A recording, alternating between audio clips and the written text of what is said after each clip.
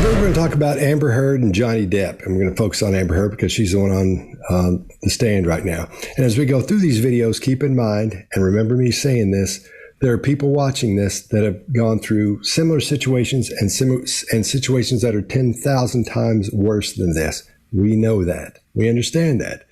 So also keep in mind as we go through this, we're just telling you about the body language we're seeing in these people. That's it. We're not for her. We're not against her. We're not for him, and we're not against him. We're neutral. We're just telling you about the body language we see in the videos we're watching. That's it. Now, having said that, here we go. Greg, why don't you tell us about the videos we're going to watch? Yeah, a couple of things, guys. If you are a survivor of domestic violence, there could be some triggering things in here, so just beware of that because there's some testimony that gets up against that. The second thing to tell you is that we are very cautious and keep our show standards, so we do not cover the most graphic portions of this. So if you ask why not, that's why not, and we'll go with that. You know, get out of school as fast as I could, and I wanted to do more things with my life than stay in Texas. So what types of things, so where did you go to school when you were younger? I was a scholarship kid at a Catholic school growing up, several different Catholic schools, but they were always in the other, you know, on the other side of town, in the wealthier part of town. And I grew up quite working class, and thankfully with, you know, as long as I maintained an A average, I enjoyed the benefit of a scholarship, and I did that until I realized that I could take my GED and SATs early, and I did that and placed out of school and effectively left school at 16 years old, I believe. And what did you do for work during those younger years? I took any job that I could. I worked at my father's construction company, sometimes, you know, just administrative stuff. I mean, it was a small company. But I answered phones, and I worked at a modeling agency that was also, you know, offered photography classes, makeup classes, hair and makeup classes for people that were pursuing a career in entertainment.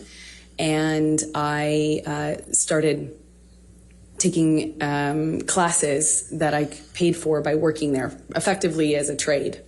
And I eventually worked there long enough to be able to pay for my headshots, which are the pictures that you use in the industry to promote yourself, you know, in whatever, acting, modeling, or both. Okay. And all right, Greg, what do you got? Yeah, this is a great opportunity for us to look at baseline. We always say baseline matters, and baseline on the stand is better than baseline off the stand because you can see what's normal for the person under whatever level of duress that was. Her cadence is pretty fluid. It's interspersed with her using some ums and ahs, but those ums and ahs are as she goes from transition from one data point. When she's giving you a packet of data, that's pretty fluid. Then when she goes ah, she's moving to something new. She does that as she starts to say something where she says, thankfully, I think she's going to praise herself, and then rethinks that, redirects to a different way of saying it. We see her brow rise a lot, and we've seen her in past videos with grief, and her grief muscle, that thing we usually see as an arch, is only a couple of small lines. Here we're seeing all straight lines across as she's doing requests for approval. And then she uses her mouth and withdraws her lips an awful lot, but she's not condemning. She's not saying anything negative. It's just the way she expresses a lot of what she's saying. I've watched her in other interviews. She does exactly that. When she's required to think about something, you'll watch her eyes out of focus. They're not making contact with anyone. She's going to an internal and she starts to think. She tries to say words down. She puts her brow down. And that's it, guys. I mean, this is her baseline. We're going to see she uses her illustrators. She even says the company was small. We see her hands illustrating what she's thinking. And so we expect to see that as she goes into the next piece. Scott, what do you got? All right. She looks and she sounds relaxed. She seems relaxed. And she's wearing those dumpy little clothes. Like, they're not little, they're a little bit big for her. Whereas before, when Johnny's been on the stand, she's wearing these things that make her look a little bit more attractive. Not that she doesn't look attractive here, but her clothing is the style is a lot different than it normally is. Her body language is smooth. It's not jerky. It's not stiff for the most part. Everything seems to be moving, not loping, but close to it, because she's talked about this before. When she's asked, where did you go to school? And you can see her searching as her eyes dart back and forth for her answer. The one that she's prepared, she's gotten ready for it. And then she delivers it, and it's fairly smooth. She's told that story since she got out of high school, and for the last, how many years that is. But when she answers, she's looking right down the barrel at the jury. So that's who she's playing to. That's who she's acting to. And her answer is rehearsed, of course, but I don't think she went over it very many times, even though she's gone over it her whole life. And I'm sure her focus was on what's coming up in the later videos. Mark, what do you got?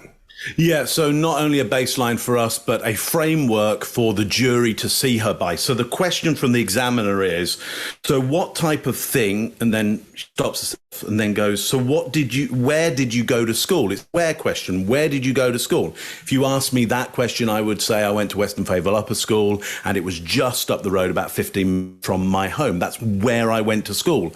But what she does with that question is to create not a geographical answer, she creates an evaluative answer. She says, I was a scholarship kid at a Catholic school. So she's first of all putting down not where she Catholic schools, and many of them.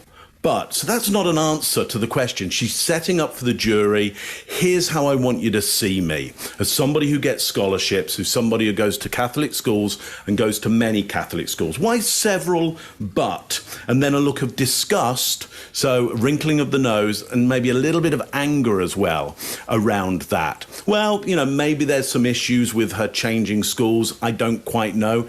Could be there. Be interesting to investigate. She then goes on to talk about wealthier part of town, other side of town. So she's on one side of the town, the schools are on another side, a wealthier side. Again, disdain, disgust, some snarls of aggression.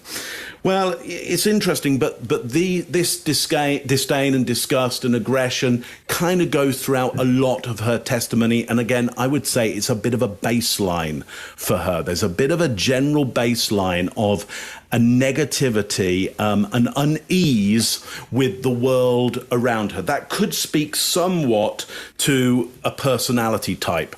There's been, I think, one or two people on the stand talking about her personality type, and therefore, or the ideas of a personality or some personality disorders with her. I'm not going to go into any diagnosis of that. I don't have the ability around that. And there's some who say the person on the stand didn't have the abilities around that. But there is a baseline body language there of a general, let's just say, unease or negativity about the world. Kind of interesting to see that. Oh, she has disdain, disgust, a little bit of aggression around administrative, answering phones, modeling agency. I mean, so you kind of go, well, does she dislike all of these things? Or is that just a general temperament that she has? I'm thinking probably a general baseline temperament of pain, negativity, stress, or certainly, we might say she's not super positive in this particular situation, maybe. Or maybe it's a general malaise with the world. Chase, what do you think? Yeah, I agree with you guys. This is a great baseline development. When Greg is saying baseline, what we mean is we're observing behaviors during circumstances where deception is not likely. And that's what we're looking at when we're seeing a baseline, because we're not looking at like, oh, this body language means that. Now, a lot of people think that that's what body language is. But once you get to a good point, we're not looking for individual body language. We're looking for changes from baseline mostly.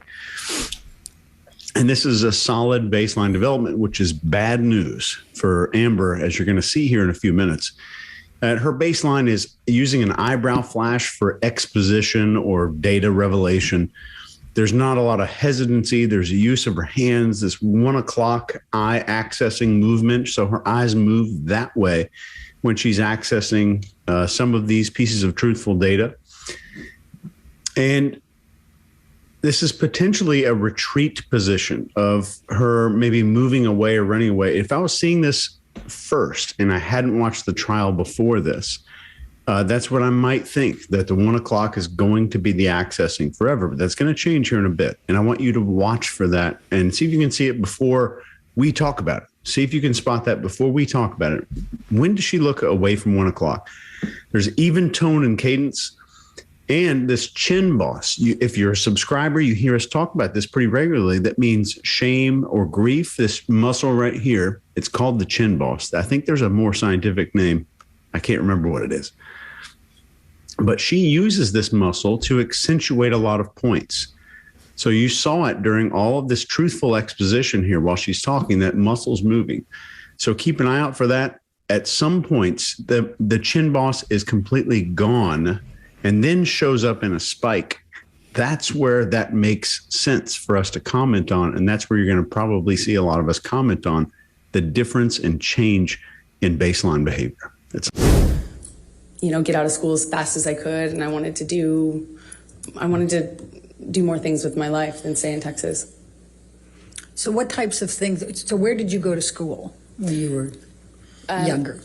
I was a scholarship kid at a Catholic school growing up, several different Catholic schools, but they were always in the other, on the other side of town, in the wealthier part of town. And I grew up quite working class, and thankfully with, as long as I maintained an A average, I enjoyed the benefit of a scholarship, and I did that until I realized that I could take my GED and SATs early, and I did that and placed out of school and effectively left school at 16 years old, I believe. And what did you do for work during those younger years? I took any job that I could. I worked at my father's construction company, sometimes, just administrative stuff. I mean, it was a small company. But I answered phones, and I worked at a modeling agency that was also, offered photography classes, makeup classes, hair and makeup classes for people that were pursuing a career in entertainment. And I started taking classes that I paid for by working there, effectively as a trade. And I eventually worked there long enough to be able to pay for my headshots, which are the pictures that you use in the industry to promote yourself, in whatever, acting, modeling, or both. Okay. And do you remember the first time that he physically hit you? Yes. Please tell the jury about it. It was it's seemingly so stupid, so insignificant. I will never forget it. It changed my life. I was sitting on the couch, and we were talking. We were having a normal conversation, there was no fighting, no argument, nothing. And he was drinking, and I didn't realize at the time, but I think he was using cocaine, because it was there was a jar of cocaine out on the table. I realize that sounds weird, but it's an actual vintage jar of it. But I didn't see him use it at the time, so I didn't really factor that in. I just, he's drinking and we're talking, and there's music playing, and he's smoking cigarettes, and we're sitting next to each other on the couch. And I asked him about the tattoo he has on his arm. And to me, it just looked like black marks. I didn't know what it said. It just looked like muddled, faded tattoo that was hard to read. And I said, what does it say? And he said it says wino. It says wino. And I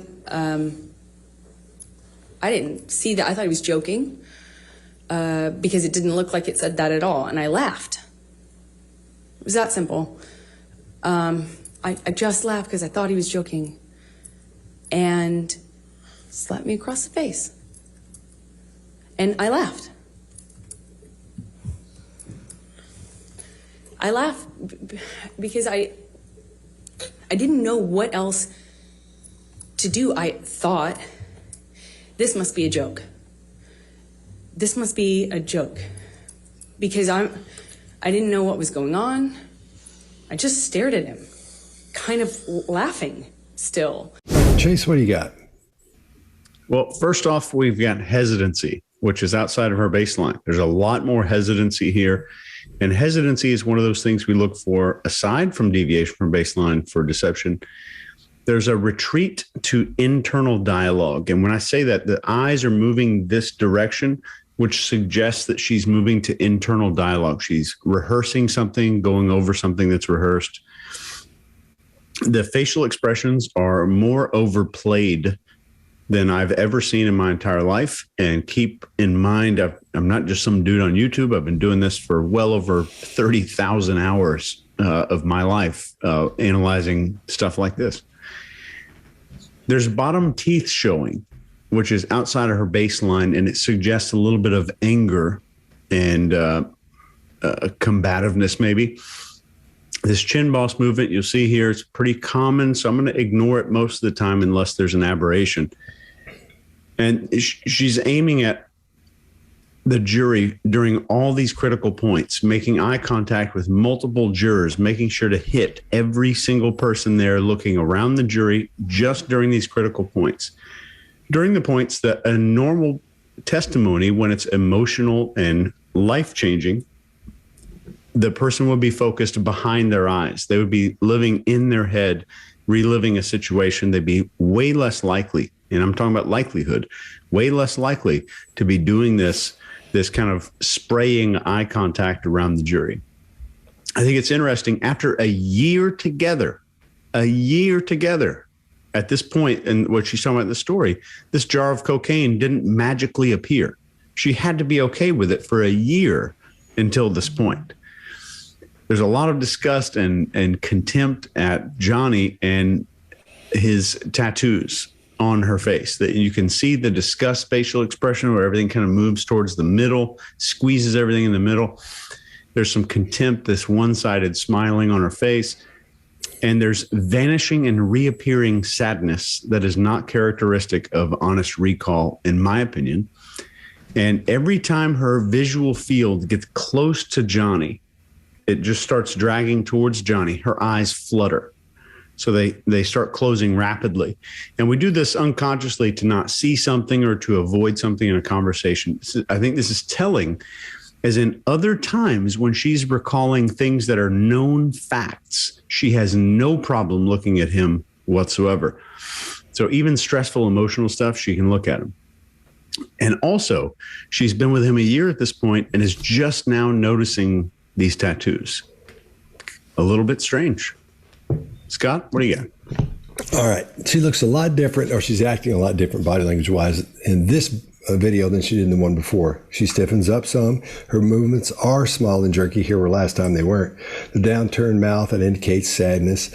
And but the forehead doesn't engage the way it should for that emotion. We don't see any grief muscle at all. We don't see anything else outside of that shows us sadness. Her eyebrows are up. That's Greg's request for approval.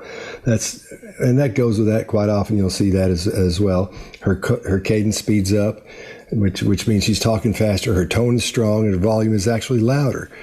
And we see a lot more engagement of the brow and the glabella muscles right in here.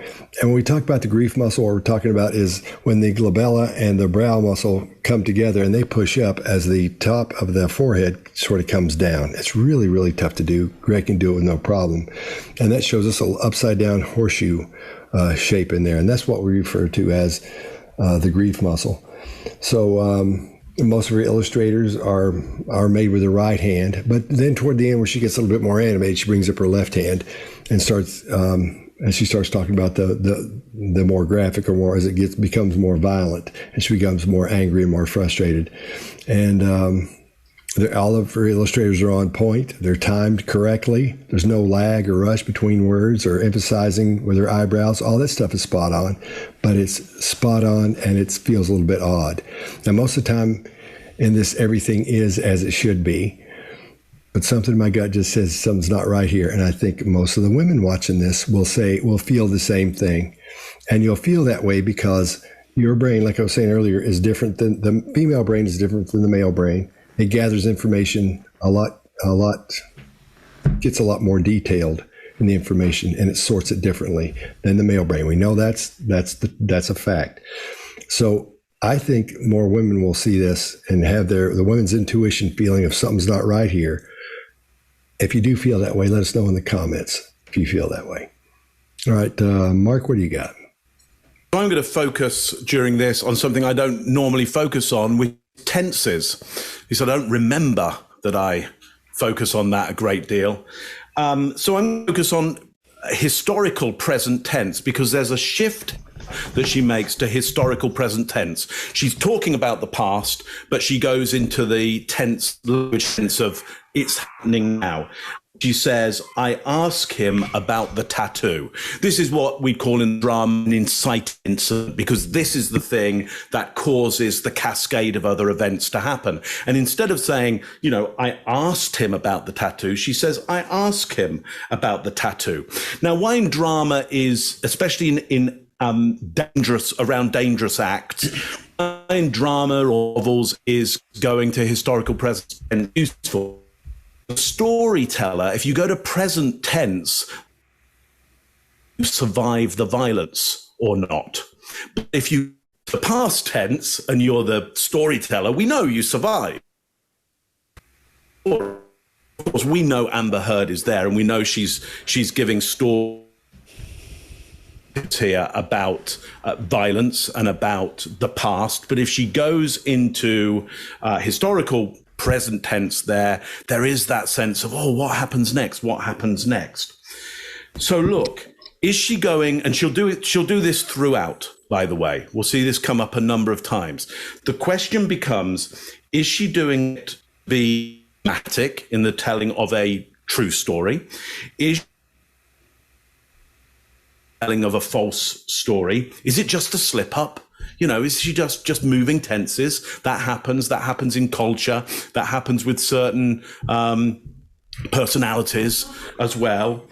Or there's another option here, and you need to keep your mind open to these options if you've already gone one way or another on Amber Heard. We do know that trauma does cause problems with storytelling. We know that trauma causes problems with pronoun shift, and we know it causes problems with tense shift as well. So there is the option that there is real trauma here, and that is causing the tense shift there. I'll tell you a bit later on what one it seems to move towards more. But just think about those options as we go through, especially if you've already made up your mind.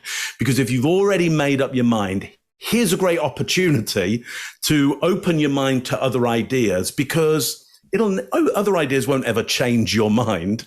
If you've already made up your mind, it's made up. It's just an option here to do a bit of critical thinking, pay attention to other ideas that you're hearing there, and then go back to the idea that you already had, the mind that you'd already made up. So, tense shift, we're going to see a lot of that happening. Why is it happening? That's the big question. Greg, what do you got on this one?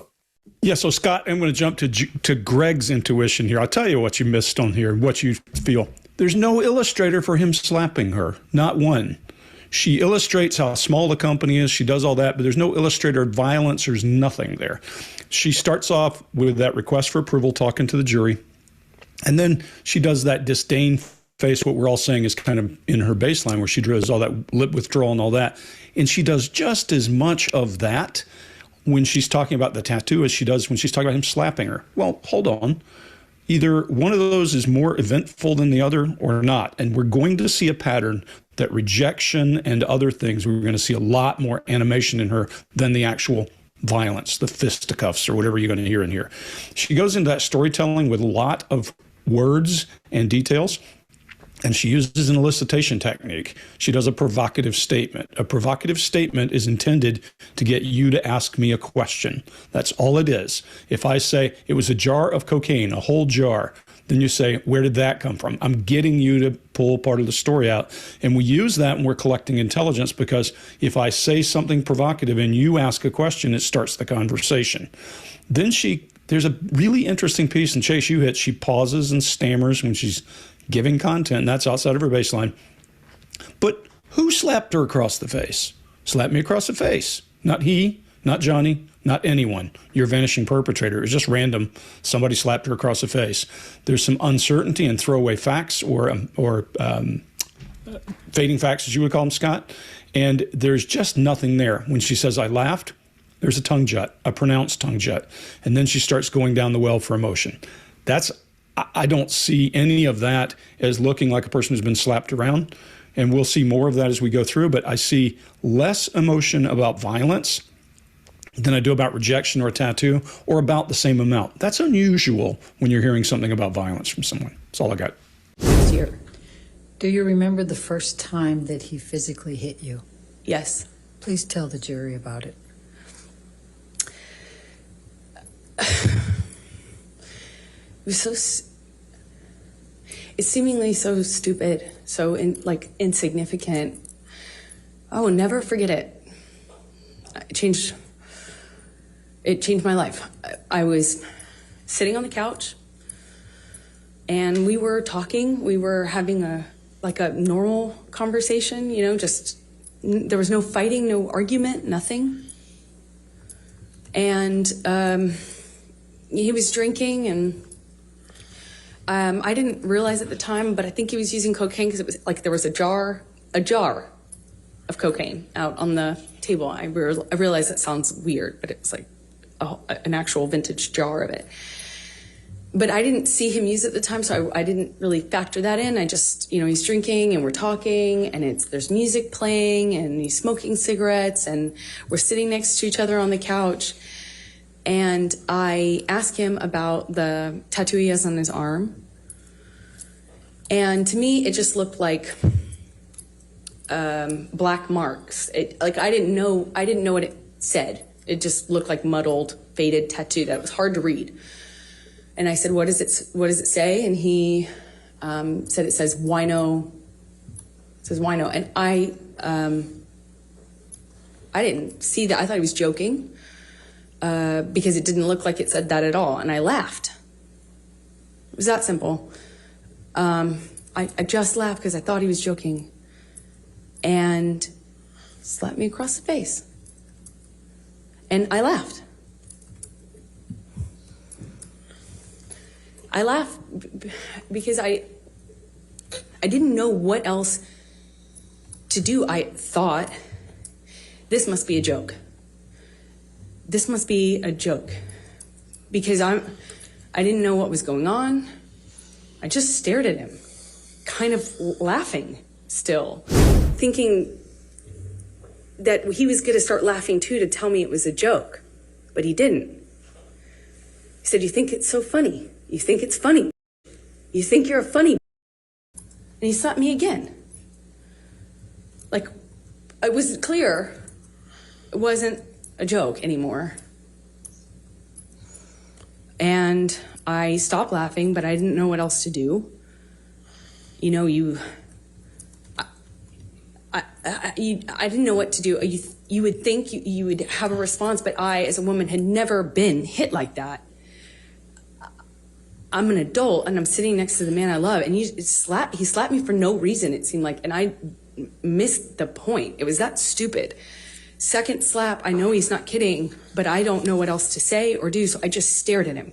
I didn't say anything. I didn't react. I didn't move or freak out or defend myself or say, what are you doing? You're crazy. I just stared at him because I didn't know what else to do. And he slaps me one more time. Hard. I lose my balance. At this point, we're sitting next to each other on the edge of the couch, or I was on the edge of the couch. And I'm all of a sudden realizing that the worst thing has just happened to me that could possibly happen to you. I realized that I wish so much he had said he was joking. All right, well, I'll go first on this one. Here's where she really stiffens up, and her illustrators just disappear almost completely. If we remember from what Albert Bray talked about in his studies or went over, as someone who's being honest and more likely to use more illustrators. These are illustrators, people emphasizing specific words or phrases. Now, although her voice gets louder, her cadence speeds up, and her tone is just a little bit a little bit higher. And she's talking about something graphic and it's action-packed, but we see almost zero illustrators and gestures. Almost nothing, which is odd for her, because in a little while she just blows up into almost one of those not clowns, but those balloon people you see in the parking lot that are just flowing everywhere. She gets that big. We know, but let's see what else. In this, we're seeing all the right facial expressions. We're seeing anger, contempt, disgust, frustration, hopelessness, disagreement, and then one quick shot of happiness while she's talking about not freaking out. So this is loaded with everything we need to see from a body language perspective that shows the emotions are congruent with her story, with what she's talking about. Everything looks as it should. But they're so on point, they seem odd. They're too on point. That's what gives you that odd little feeling where you go, why do I feel like or know like something's not right here? What's giving me that feeling on this? In each section of her story, from paragraph to paragraph, you see facial expressions, and they're huge. Like Chase was saying earlier, man, they're big. However, facial expressions don't go from one to the other, to the other, to the other, to the other, and change like that. They morph into the other ones. We're not seeing any morphing here. We're just seeing them change like flipping switches on this, because she knows now what to do for those emotions, what facial expressions are supposed to be, or that we expect to see, that we usually see in those kind of things. One right after the other, just blocks, just sections, no morphing at all. So if you're getting that weird feeling about that, ladies, women, that's what I'm talking about. It's going to start feeling even weird. It's going to get even worse here in a few minutes. So keep watching for these throughout this video. When you see her expressions not morphed, they just click from one to the other. Pay close attention to that. Greg, what do you got? Yeah, remember we talked about a baseline about a year and a half ago. We covered her for a 2016 deposition, and all these lines indicate, just a straight line indicates in her that she's asking for approval. And then she has two lines, just two small lines when she's showing grief. You can go watch our other video and see it very clearly. This is the best resolution they had this one in, so this is what we get. Again, she's illustrating, yes, Scott, but she never illustrates the slap. There's never an impact. There's never that violence thing, which makes me think, why? Of all the things I would illustrate, it would be a draw or a slap or something. She uses that transition language, remember, the ums and ahs, as she's getting into the situation where she doesn't know what to say. She uses ums and ahs. Otherwise, she has slower cadence than she did in the beginning. And she does that same thing you pointed out last time, Scott. It's interesting. She has a request for approval and drawn down sides of the mouth. That's odd. We usually see grief and other emotion that's associated. It looks wrong. Then the only place I do see any real concern and grief and anger is when she said, I didn't move to defend myself. The illustrators are missing for these slaps. The illustrators are missing for everything else. But she's explaining the couch wonderfully with illustrators. She's taking her hands and showing you the real estate of where she's at. And she edits to tell you why she was able to be slapped off the couch. You can see, I got slapped, knocked off the couch. Well, how does that happen if you're sitting in the middle of a couch? She goes out of her way to say, well, we were sitting on the, well, no, I was sitting on the edge. That seems like an edit you needed to make, that if I slapped Chase and he fell off the couch after he shot me, he would say, Greg slapped me and I fell off the couch. He wouldn't say because I was sitting on the edge. That wouldn't be the way the story went. It's just not the way we go. Mark, what do you got? Yeah, well, so her story is, I lose balance. So it's not even, so again, she's back into that present past tense. There's a moment before that, second slap. I know he's not kidding. Again, present past tense. Now, again, the question is it because there's deception going on? And yeah, there's a whole lack of illustrators there that we would expect to go with that. So you put that together, doesn't look good. But there is this idea that trauma, real trauma, will produce those tense shifts. So keep that in mind. Keep that in mind, because you need to find clusters of information, not just one piece of information. If I go, look, based on this, tense change, clearly victim of trauma. Well, maybe. It's possible. Look, lack of illustrators, clearly a liar. Well, maybe. We don't know. We got to put the whole thing together, and we've got a whole bunch more videos to go. So if you made up your mind, suspend for a little bit. You may well find out that you were absolutely right, according to us, by the end, or maybe there'll be something new that'll come out of it for you. What is interesting for me is there is a very big difference in her voice and fading facts, as Scott says. So fading facts is when stuff just kind of just peters out at the end, like that. And that is often a sense of somebody not being confident, let's say, in their answer. Many reasons why somebody might not be confident, but we find it shows up quite a bit with deception. Anyway, she does that on what she wasn't saying. So she says, you know, what I didn't say was, what are you doing? You're crazy. She doesn't even finish that word. Now, at the same time, she's telling us what she didn't say. So maybe the fading facts work in that. Maybe the tone shift works in that. But on its own, well, we need to put it with a whole bunch of different factors there. Another factor to bring in, I, as a woman, have never been hit like that. I, as a woman, so she's very clear about that, have never been hit like that. Well, does that mean as a man, that's okay? Like, men hit other men like that, but as a woman, that's not expected. So there's some real clear clarity around an expectation of what should happen around men and women. I would say the same. Some good kind of chin boss action there, some good lip compression, some good sadness in some of the right places. But my worry is still around this tense shift, because even now I'm starting to go, well, when's she going to do it? When is she not going to do it? What is the pattern of tense shift here? And it's going to start for me to get even more chaotic and even more difficult to really work out when I think it's going to show up and when it's not going to show up. So wait for that. Chase, what do you think? Totally agree.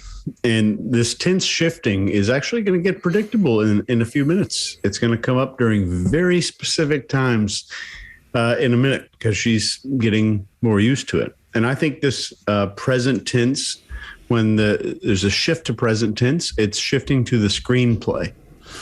I do this. I do this. I experience this. There's a screenplay going on there.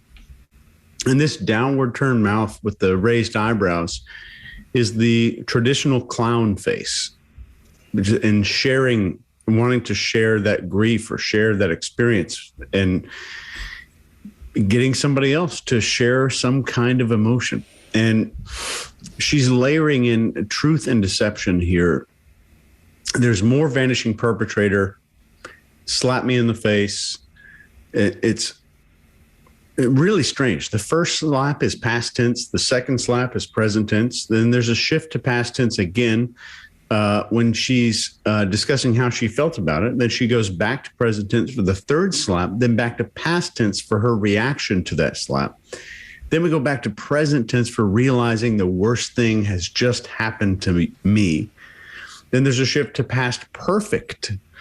I wished so much he had said he was joking. And this is a major problem. I have been doing this a long time. I've analyzed a bunch of videos. I've never seen this much tense shifting in my lifetime. On record, I'm saying it here. I've never seen anything like this. Past, present, over and over like this. And then facial expression shifting rapidly between emotions. I've never seen anything like this in my life. So I would bet that there is a very, very high likelihood of deception here in this story. That's all I've got. I'm going to bet that this trying to grow a mustache thing is probably the worst decision I've made in the last 15 years. It's going to be the major amount to present tense for that. It's the worst decision you're making. I think what you should do is go put on one of those filters so it'll look like it's just part of the filter. That's what I'll do when we come back. I'll have that on for a few minutes. Yeah. No one will know. They'll know. Yeah, they'll know. Thinking that he was going to start laughing too to tell me it was a joke, but he didn't. He said, "You think it's so funny. You think it's funny. You think you're a funny." he slapped me again. Like, it was clear it wasn't a joke anymore. And I stopped laughing, but I didn't know what else to do. You know, I didn't know what to do. You would think you would have a response, but I, as a woman, had never been hit like that. I'm an adult, and I'm sitting next to the man I love, and he slapped me for no reason, it seemed like, and I missed the point. It was that stupid. Second slap, I know he's not kidding, but I don't know what else to say or do, so I just stared at him. I didn't say anything. I didn't react. I didn't move or freak out or defend myself or say, what are you doing? You're crazy. I just stared at him because I didn't know what else to do. And he slaps me one more time. Hard. I lose my balance. At this point, we're sitting next to each other on the edge of the couch, or I was on the edge of the couch. And I'm all of a sudden realizing that the worst thing has just happened to me that could possibly happen to you. I realized that I wish so much he had said he was joking. Could you tell the jury what the box is that has the property with the skull bones, property of JD? That's Johnny's drug box. I've seen it used for pills, but at the time it was bags of Coke, like dime bags of Coke. Okay. And what are these white lines on the table to the left of that box? That is cocaine. Okay. And do you know what is in these two glasses that have kind of a gold-colored liquor? Yes, they're different, actually. It's confusing. They're different. Different liquids. The one in the back in the larger glass is, I believe at the time I was doing these tabs. They're Barocca, that's what they're called. They're little tablets. And anyway, I remember at the time that's what I was putting in my water because I had just come back from France where they sell them. And then the brown liquid in the shot glass is Johnny's liquor. I don't know what it's called, but we kept it in the freezer. At the time, it was at that time, March 2013, I hadn't, I still didn't have the, hard line. I won't even keep that, in my freezer sort of attitude or posture with him. I wasn't that bold at the time, I didn't like it, but I didn't have that strength. I kind of, at that time, I think, was doing things like trying to pour it out when I could. All right, Mark, what do you got? Yeah, it's really going to start falling to bits there. It's tricky to watch this one because it really does descend quite quickly. Starts off with I believe. That's not very forceful. She believes that it was the tabs of, I think she says, Barocca. I've never heard of that drink, but I guess it's little tabs that create some kind of juice or drink or something. They come from Paris, apparently. She doesn't really need to tell us any of that. I mean, she's worried this will be quite confusing to us because to an observer, what you'll see there is two glasses. Apparently one is a shot glass. And I understand there's some foreshortening there and one glass will look a little bit bigger than one. But even so, to an observer like myself, I've seen a few glasses, and to an observer like myself, they look a fairly similar size. It looks like both people are drinking pretty much. I mean, I know it can be confusing. She's told me it can be confusing. Okay. And she took me through how you go to Paris and you get stuff. And it kind of went on and on that I stopped listening to a lot of it at one point because it didn't seem pertinent, but clearly it is pertinent that we need to understand that she's not having a drink. Yeah, that's what we need to understand, that he's got a shot glass and it's got Johnny's liquor in it. If I'd been with somebody for a while, I'd probably know what the liquor is. I'd probably know, though it's kept in the freezer or the fridge or whatever it is, I'd probably have a good idea what it is because I'd be a drinker as well, like her. She has a drink now and again. Actually, from what I've heard, she has a few now and again. That's okay. I got no judgment about that. But it would be easier to say, so Johnny and I were both having a drink, okay? But that's not what comes across here. Johnny's got a shot glass and it's got Johnny's liquor in, and she's got something from Paris, something completely different.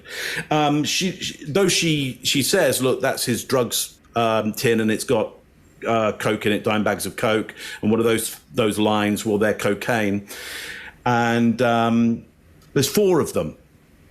Well, either Johnny sets it up for his 4 nostrils, or Johnny sets it up to do a couple of lines and then very quickly a couple of others, and those are all possible.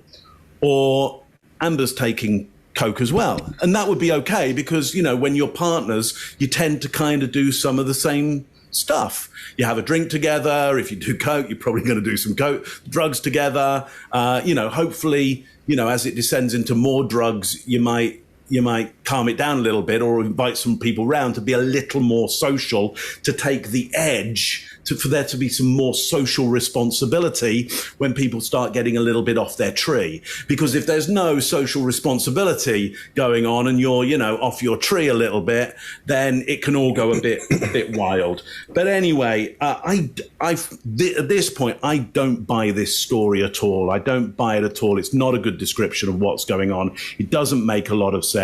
There's too much overemphasis on trying to tell me the details, so I don't buy it. Look, for anybody who's into just lobbing in a really great conspiracy theory here as well, just because you may as well have some fun. If you want a great conspiracy theory, you could say it's all been set up in a Masonic hall. Have a look at that photograph and tell me why they set up the evidence in a Masonic hall. And send the money, please. Freemasons, please send me the money. Greg, what do you got on this one? Yeah, so Mark, I think the reason we know something is going on is because she dramatically shifts baseline. First of all, that she starts to separate herself from Johnny the monster. Now, this is, like you said, early on in their relationship, but she's separating herself from him. At the end of her description of what this is, she does some eye blocking and some requests for approval and a lip compression. She has a condemning face at cocaine. Maybe she's afraid of the perception of something that will happen, because there's something hidden in there, because her transition is much too rapid, more than normal, to your guys' point earlier. Then she starts rambling to make herself appear to be somebody else. That's out of baseline. She starts to give you too much detail. Well, I bought these in France, and this is a thing that people do in France. And well, I don't care about what they do in France. What's in those things? One is a bottle of some kind of drink, non-alcoholic, and the other is alcohol. Then, as she shifts gears to start to make herself a better person and to do some social signaling or some kind of, as she starts to virtue signal and say, look, I'm not the one, she starts this thing of, I don't know how many times it happens, Chase, you may have counted, I think it's 5 or 6 in a sentence or 2. And she's never done that before. So there's some way she's trying to distance, and it makes her uncomfortable, and it's filler for her. So immediately I would jump on that and say, hold on, what do you mean? And I would start taking that story apart. That stumbling over words and using filler words is there for a reason. Scott, what do you got? Or sorry, Chase, what do you got? So here's a quick tip. If someone's telling you a story, process it through this lens. What is being concealed in that story? And in this instance, every flaw, every bad behavior, every possible hint at ever having made a mistake in her lifetime is absent. She's giving us a story of a flawless Disney princess who lived with Satan.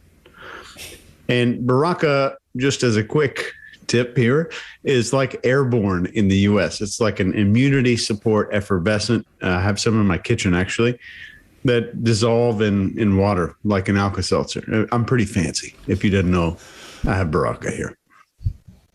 But there's a large Baraka. There's a large spike in uncertain language toward the end of her statement.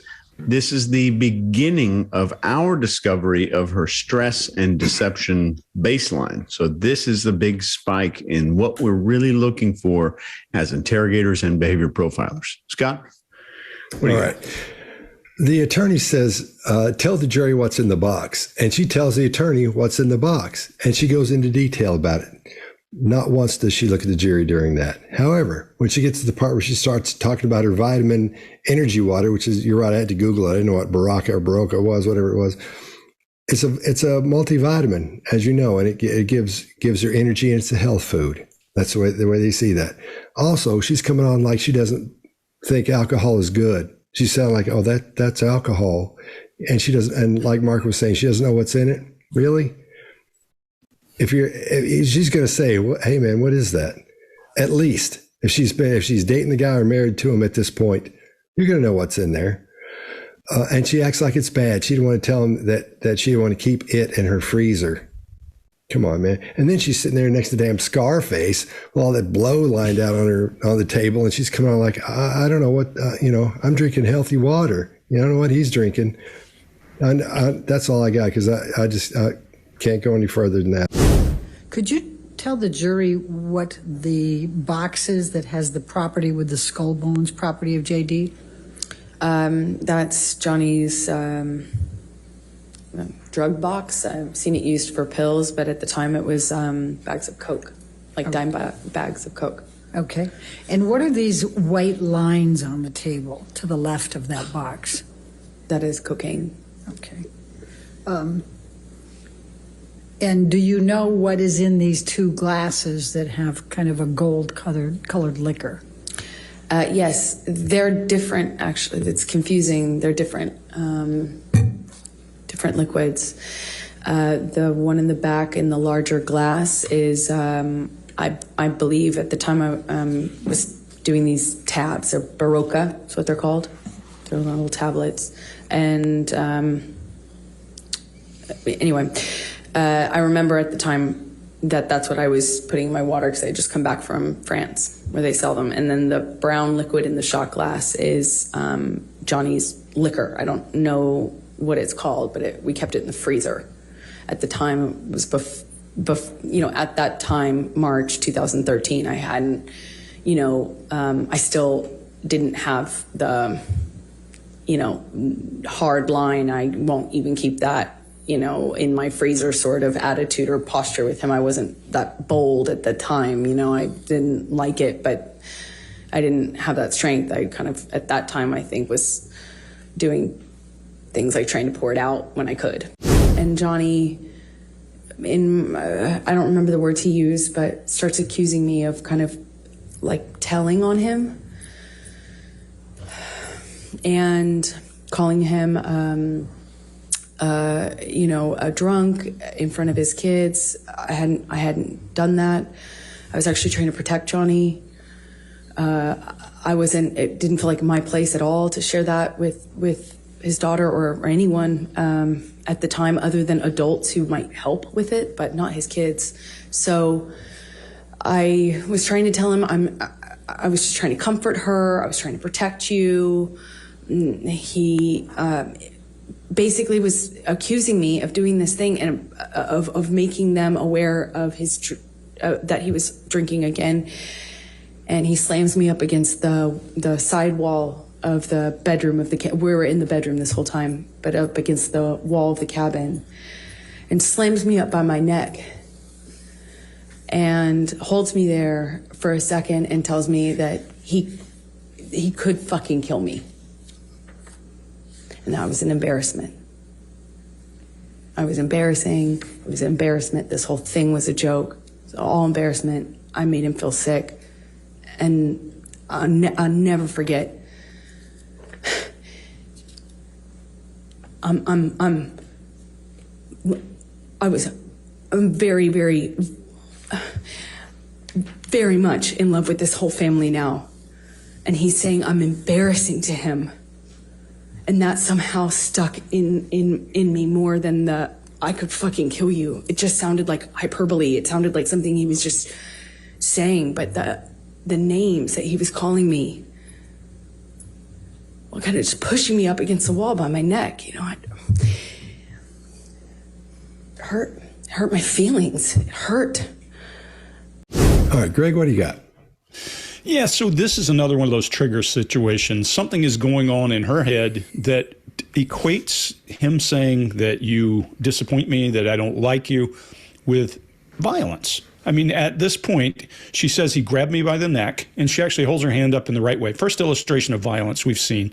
Then later she goes, he pushed my neck, or my throat. Don't know which of those is the accurate piece. Did he push her? Did he hold her up? Don't know. But based on what she's saying, he slammed her up against the wall, but he said bad things to her when he did it. And the bad things that he said to her are ego damaging. And that seems to be a volatility thing because she's showing a lot more emphatic emotion about that issue of being told that he was disappointed in her than she is about any physical violence.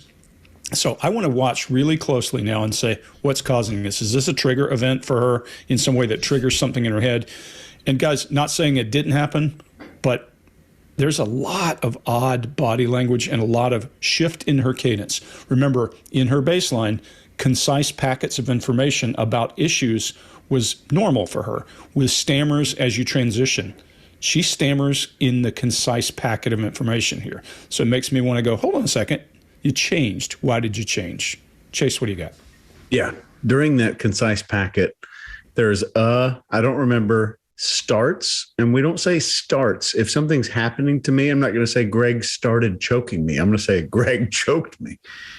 Like kind of hesitancy again, and then two more and then more hesitancy. That's all within this statement here. There's a shift to present tense only for the abuse.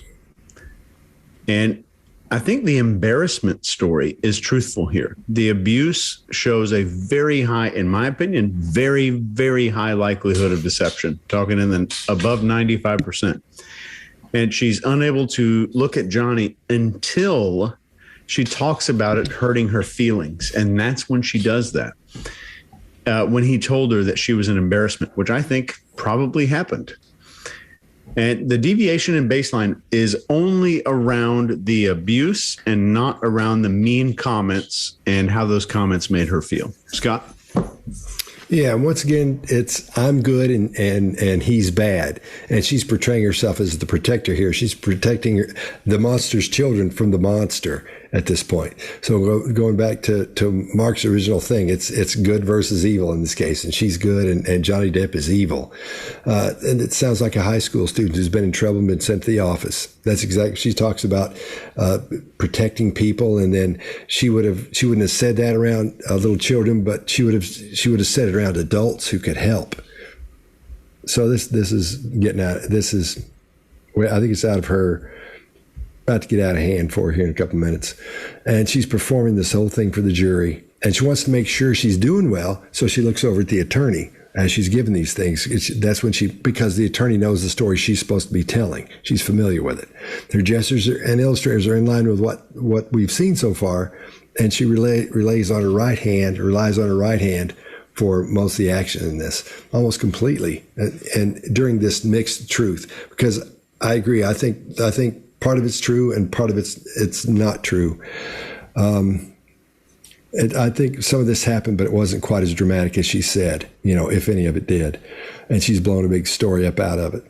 And once again, the situation we're hearing about that doesn't manifest are the physical, the body language cues and tells that let us know she's experiencing the emotions she says she's experiencing. What she says is happening. Doesn't look like she's experiencing the right stuff from what her body language says. There's no grief muscle again. Overall, her gestures and illustrators are too smooth and too calm, and none of them hang.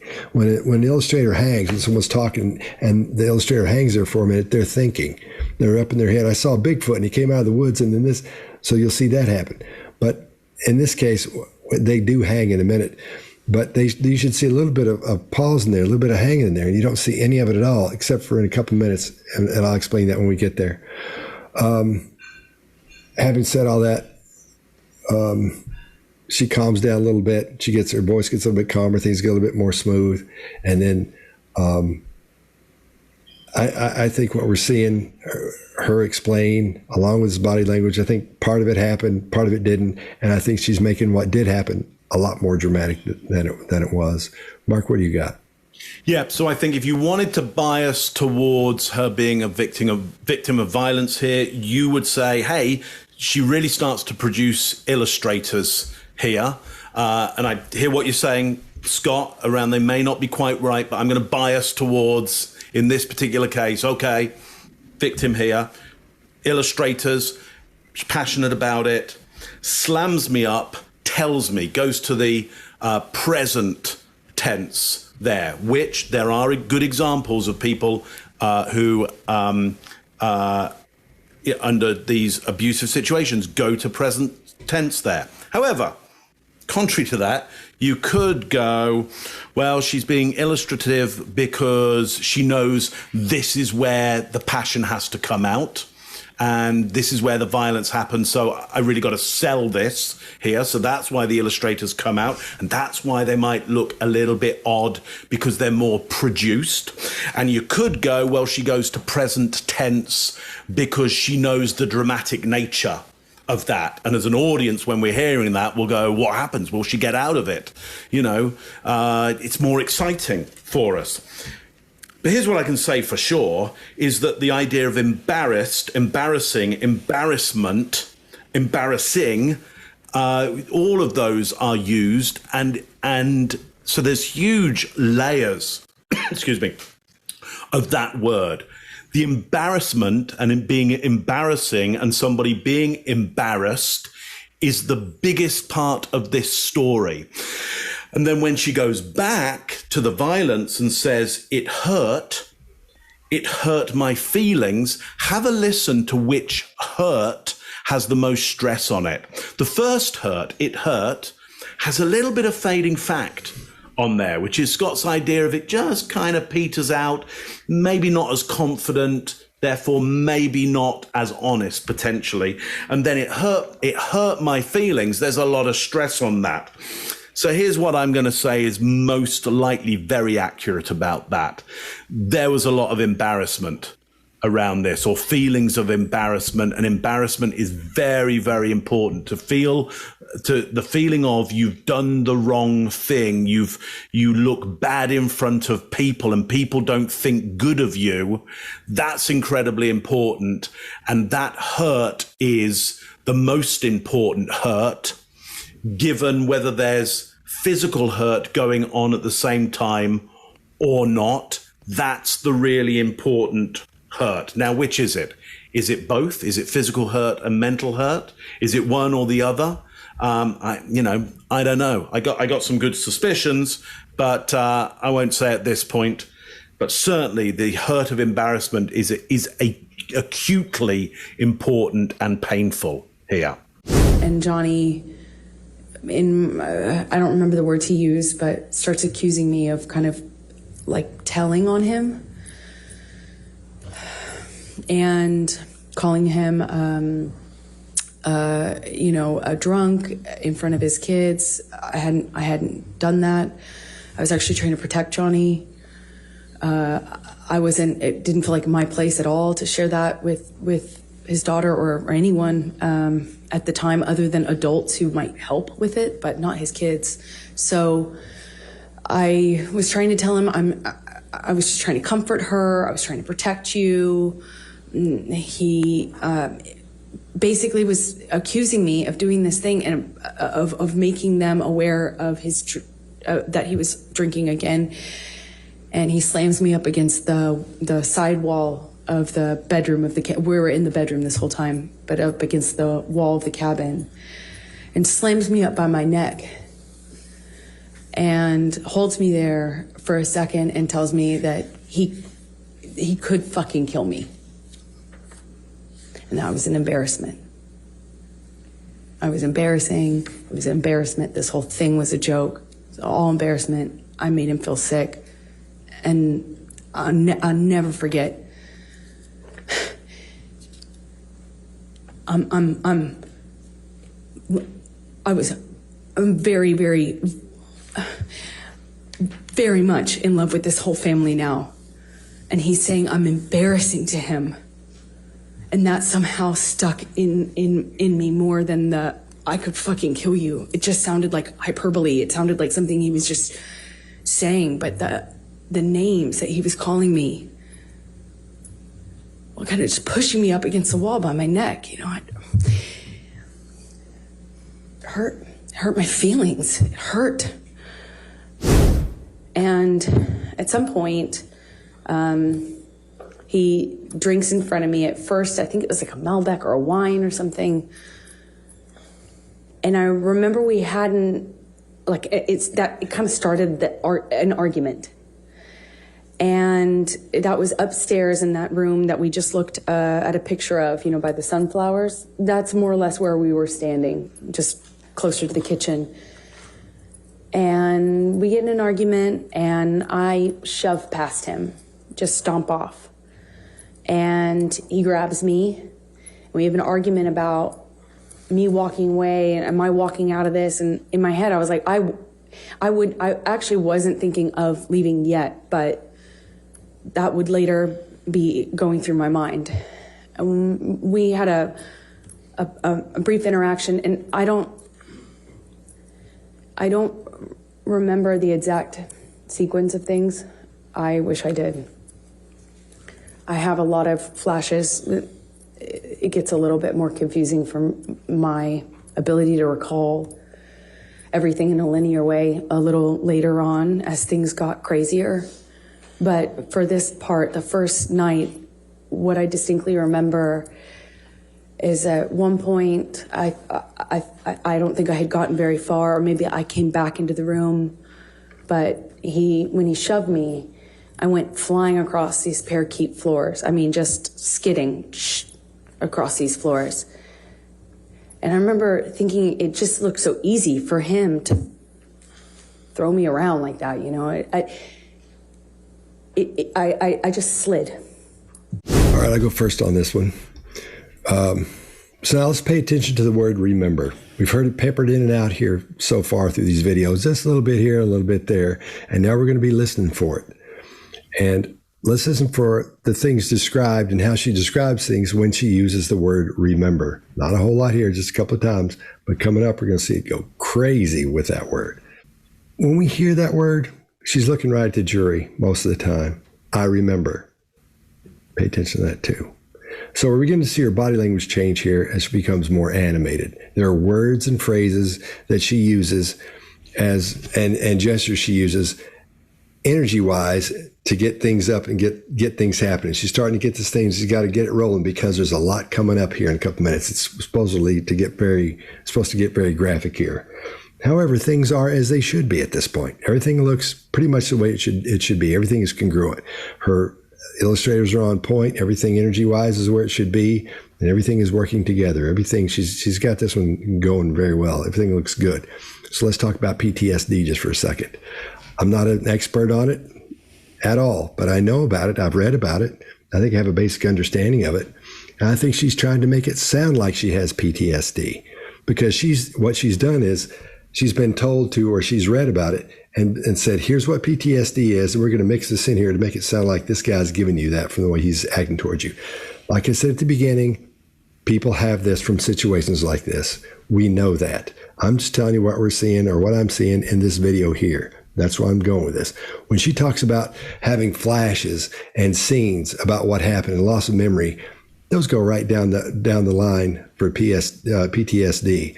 Also, when she says she can't remember things in a linear way, I'm not the smartest guy in the world. Look at this haircut and this bad mustache and these glasses.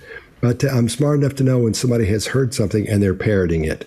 One of my favorite things in the world to pay attention to is sentence structure and how someone structures a thought or an idea as they start going through trying to relay that idea to you.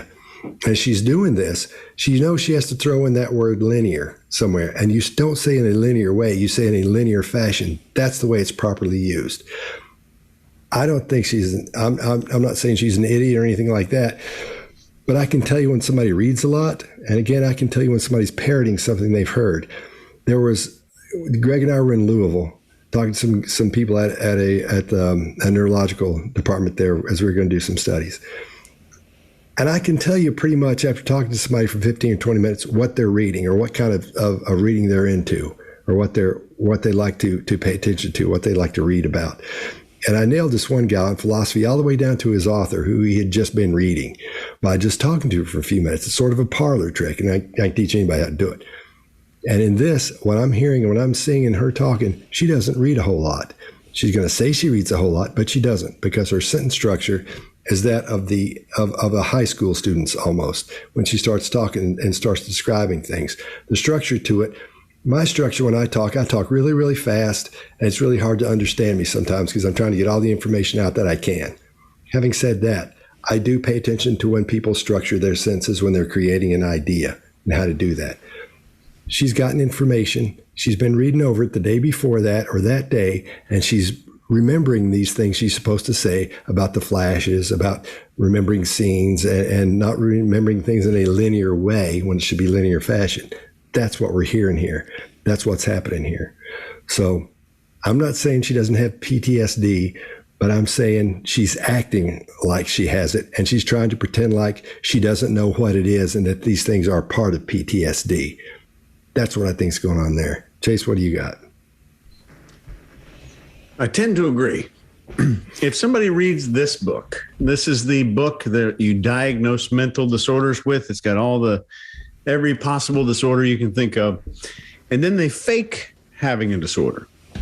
That's a whole different thing. And it's a huge accusation. This is just my opinion. That's called malingering. I did 2 years of study on this. And this was my textbook, The Clinical Assessment of Malingering and Deception. And it's made for court trials and depositions, surprisingly.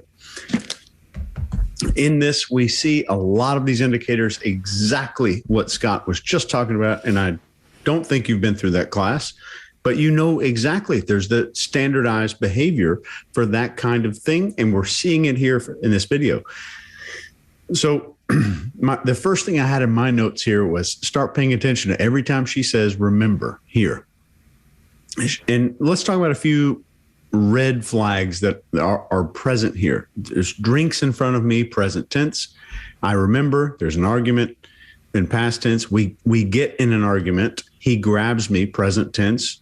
We had a brief interaction. There's hiding time and past tense shifting there. What I distinctly remember, we're hearing that word again, and it came up right when the physical thing started happening. And what I remember, again, slid across the floor. Then there's hesitancy. Then there's distancing language. Then there's an eye flutter, but only at the points of abuse. The eye fluttering, where there's a rapid closure of the eye when we want to get rid of a thought, we see that there. But we also see it during periods of deception.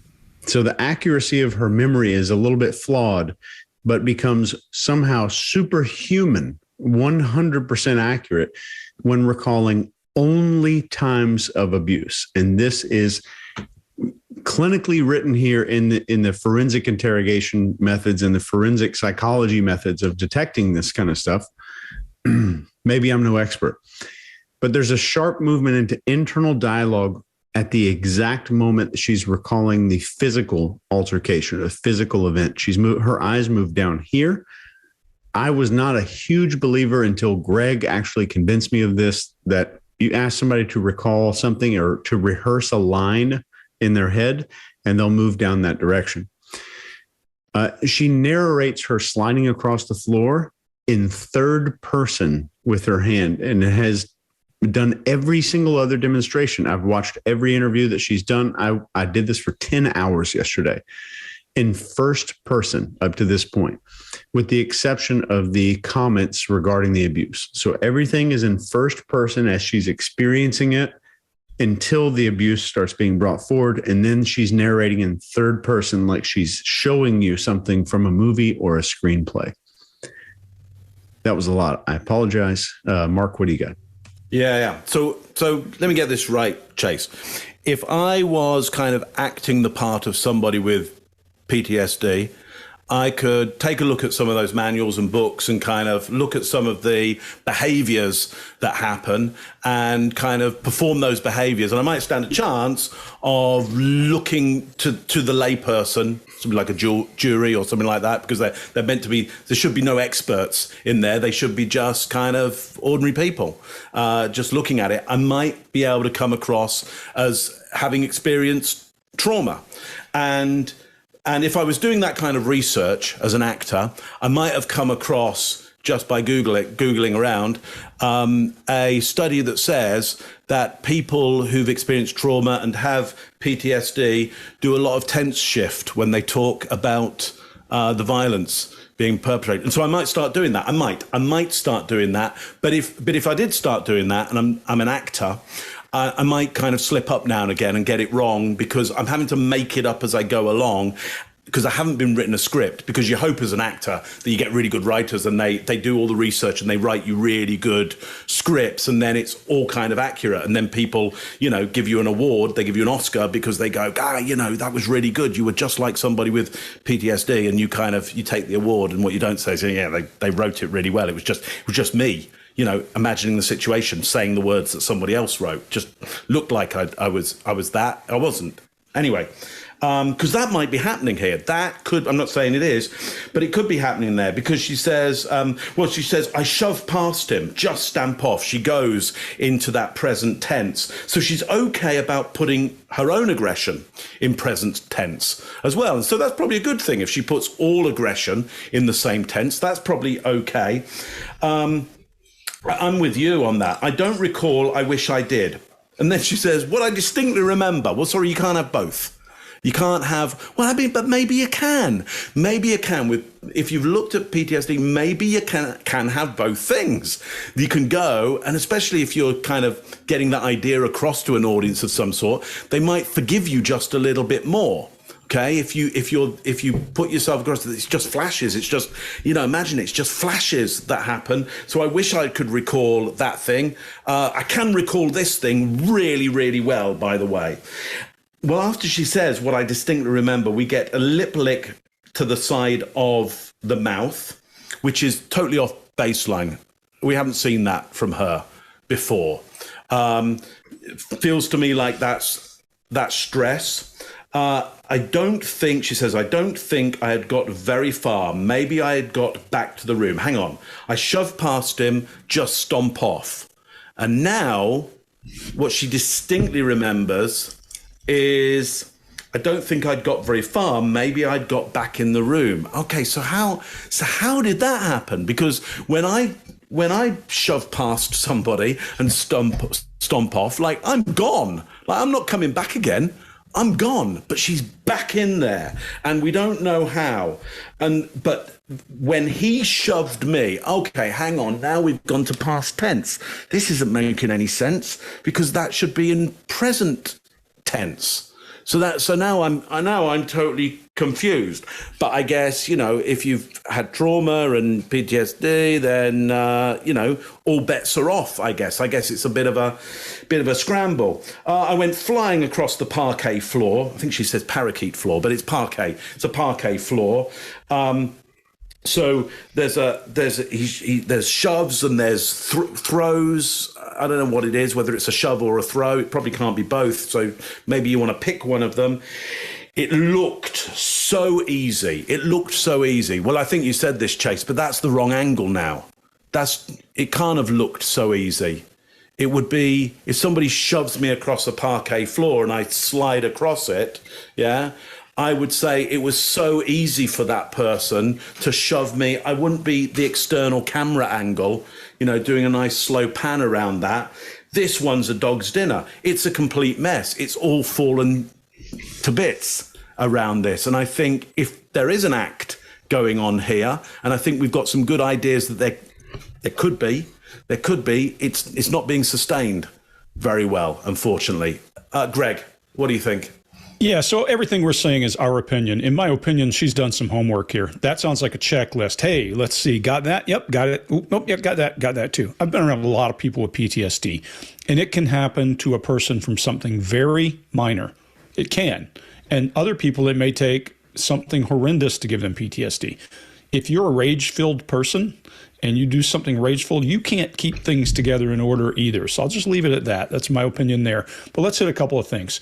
Remember, I told you she does a lot of that weird face, condemning face, just to punctuate. She does it here the same for the room with the sunflowers as she does for this argument. So that's just telling you that's just the way she punctuates. Doesn't mean that something really happened.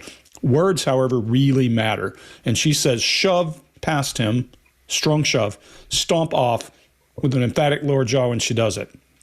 There's a lot of emotional eye accessing there. And then she gets to that thing where she says, we had a brief interaction, and she actually shows disgust and a tongue jut. something's up right here. I'm going to also give you 2 things to watch from here on. I think she's done her homework. She does a one shoulder shift as she illustrates with the other hand when she says, maybe I was in the room, maybe I wasn't, because I think she's in some heated moment here. And so putting that story together is a little tough. She does more illustration at sliding across the floor than she does at being hit or shoved. And she does more illustration at shoving and sliding across the floor than she does at fists and at slapping. Start paying attention to that. It makes me think that the further she has to reach to give you harsh details, the less likely she is to be illustrative for it. Could that be a result of PTSD? Don't know. Never seen anybody that was that way, but it comes out in different ways in all people. This just makes me suspicious. I'll leave it at that. And at some point, he drinks in front of me. At first, I think it was like a Malbec or a wine or something. And I remember we hadn't, like, it kind of started an argument. And that was upstairs in that room that we just looked at a picture of, you know, by the sunflowers. That's more or less where we were standing, just closer to the kitchen. And we get in an argument, and I shove past him, just stomp off. And he grabs me. And we have an argument about me walking away and am I walking out of this? And in my head, I was like, I actually wasn't thinking of leaving yet, but that would later be going through my mind. We had a brief interaction, and I don't remember the exact sequence of things. I wish I did. I have a lot of flashes.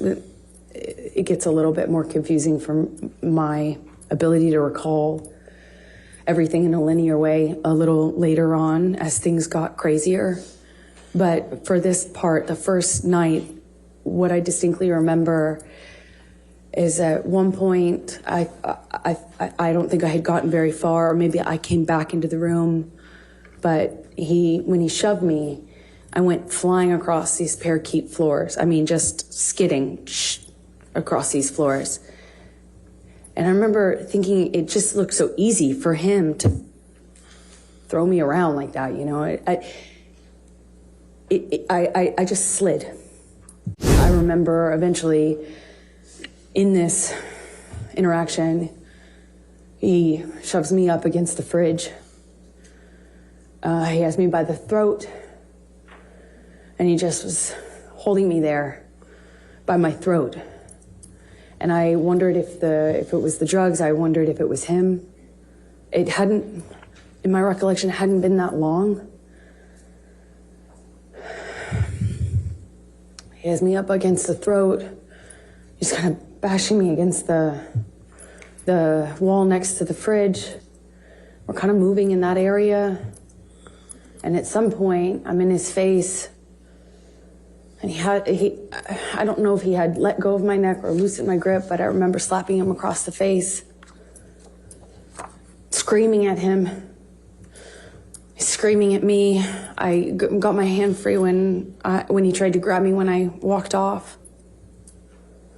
I stormed off. I slammed the door upstairs. I don't know if it was in that instance or if it was in a later one that I eventually barricaded the door. You know, it wouldn't stop him from coming in. He could come in the other doors. You know, there's a back door, there's a patio, but at least I'd hear it. And this is March 2015. By this time, I'm being medicated by his doctor. He's giving me anti-anxiety meds, giving me, you know, had already tried to give me antidepressants. They didn't work for obvious reasons, I hope. I wasn't sleeping. I had insomnia. I'd wake up with panic attacks. I needed to sleep, but my ability to do so was really, really compromised at this point. And I kept thinking that I just wanted to hear him or know if he came in so I could be aware, so I could be ready for what was going to come in with him. And at some point I go back down Stairs, I don't really know at what point I gave up and stayed behind my barricaded door, but I managed to go to sleep. I took some sleeping pills. What do you got? Yeah, tenses are all over the shop now, as far as I'm concerned. Shoves, has, holding, wondered, has, bashing, just all over the place. But at some moment, I'm up in his face. Well, okay, at some moment, there's all this stuff going on. Then at some moment, well, I want to know, like, how are you up in his face? How did that happen? I remember slapping him. Okay, so we do have some remembrance of that. Stormed off, slammed the door. Well, that's aggressive, not protective, I would say. If I were worried about myself, I wouldn't be storming off and slamming doors. I would be running away and locking myself somewhere, maybe quietly. I would be more silent, more, no, that's just me. It's not her. So I'm worried about that. I don't know if I eventually barricaded. Okay, so eventually you might have. So what happened before, if you eventually did, like what happened before all of that eventuality? And by the way, if you don't know, is it possible that none of it happened? Well, that's my worry about this, because in cross, I mean, that's a disaster for cross-examination, because it's just all over the shop. And so there's some of what we're hearing there does make some kind of sense, not particularly in this one. I mean, we may have heard some stuff before that had some kind of sense to it, but this stuff under cross-examination, I don't think is going to go very, very well, and there might be a good reason why it's not going to go well. Scott, what do you think? All right. She's displaying tons of facial cues, lots of things that she should be doing. Anger, disgust, contempt, worry, frustration, you name it, and it's in this clip. I'm under the impression a lot of it is truthful. For example, when she says she barricaded the door, I think maybe she locked the door. But I think she's adding all these things onto it, and that's why it seems and feels like we were talking about earlier. That's why some people watching this are going to say, this just doesn't seem right. I know it looks right or something, but I don't know what it is. I'm not sure what it is, but something's just not right here. I think that's what it is. Her cadence is a little bit faster, her tone is high, and it's kind of restricted. And her gestures and illustrators land right where they should for the emotions she's displaying in this case. Lots of micro expressions and flat out full on expressions of the emotions we should be seeing. But I think she's not being as dramatic as she should be, I think, as she is in these other ones. If somebody's doing all this, if all this is happening, you say, I barricaded the door. I'd say it twice. I locked the door. I had to put stuff in front of it, man. I had to barricade the door.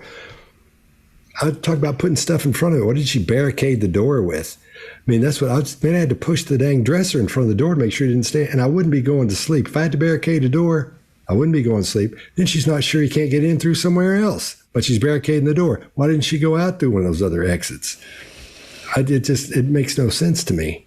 Makes no sense at all. Chase, what do you got?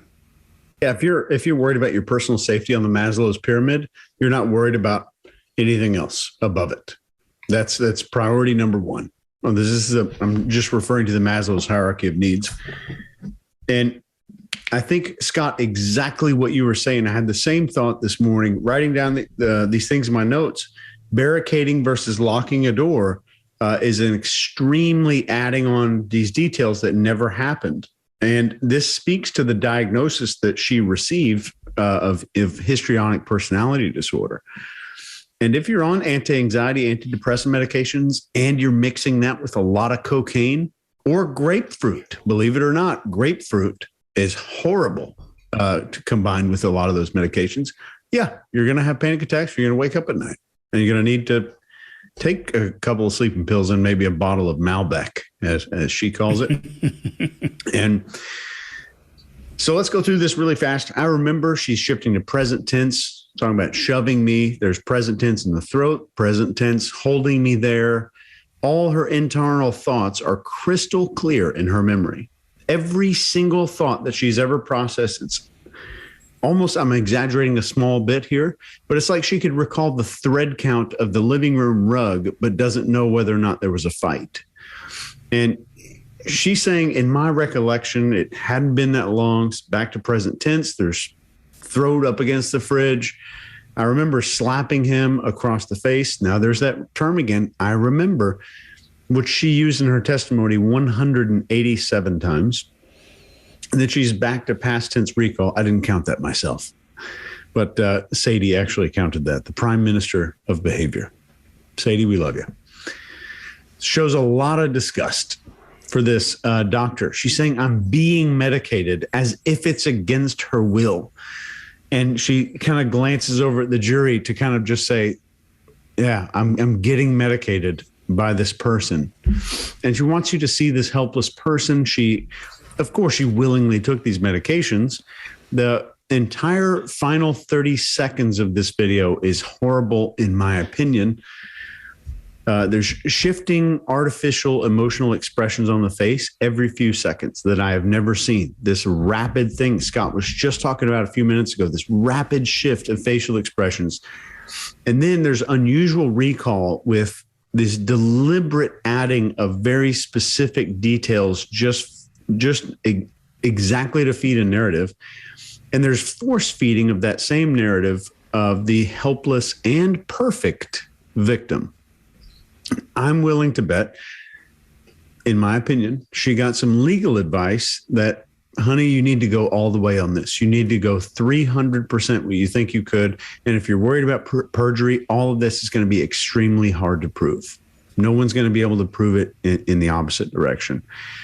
And I think maybe she was given some bad advice, because this is going to be horrible, I think, if Depp has competent counsel during the cross-examination. That's all I got. Greg? Yeah, the cross-examination on this is going to be brutal, in my opinion. Number one, because they've had all of this that she's putting out, just like you said, Chase. The more details you put out, the more there is to your story and the easier it is to attack. Number two, they get a week of watching game tape before they come back in. This is going to be brutal, in my opinion.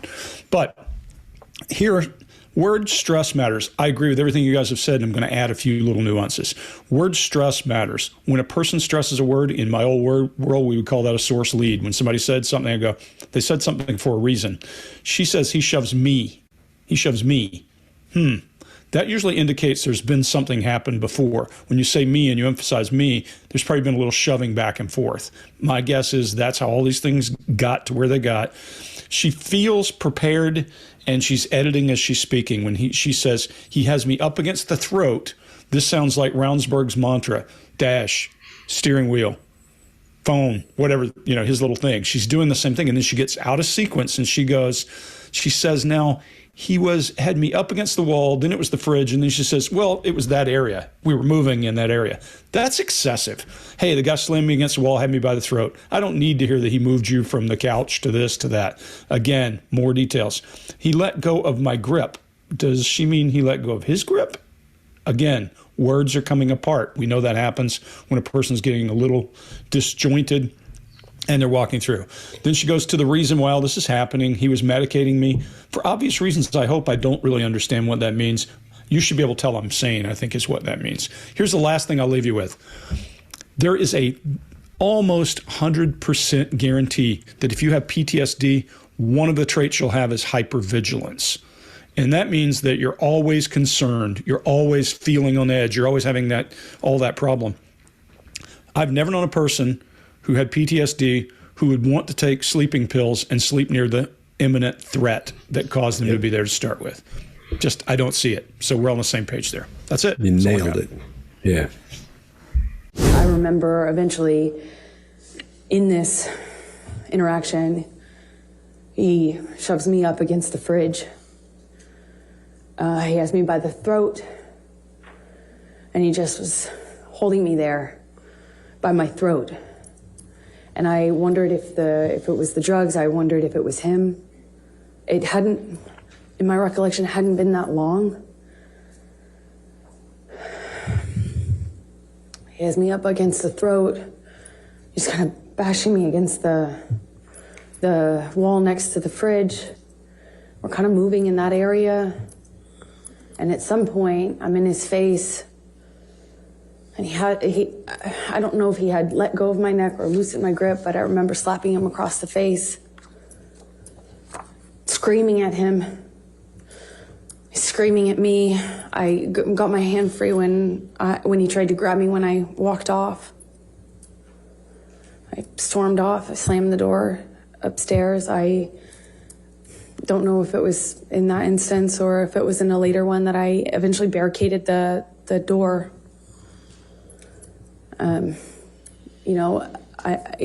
It wouldn't stop him from coming in. He could come in the other doors. There's a back door, there's patio, but at least I'd hear it.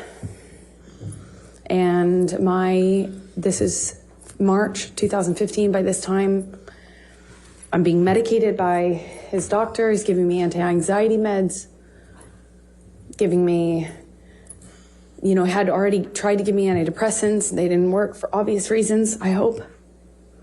I wasn't sleeping. I had insomnia. I'd wake up with panic attacks. I needed to sleep, but my ability to do so was really, really compromised at this point. And I kept thinking that I just wanted to hear him or know if he came in so I could be aware, so I could be ready for what was going to come in with him. And at some point I go back downstairs. I don't really know at what point I gave up and stayed behind my barricaded door, but I managed to go to sleep. I took some sleeping pills. That's what it was. He started to tell me that everyone had warned him about me and that he wished he had never married me, wish he had never met me. No one liked me. It sounds childish, but I remember feeling really hurt. And then at some point, I shoved him hard to get him off me. And he shoved me back and he said, "Do you want to go, little girl?"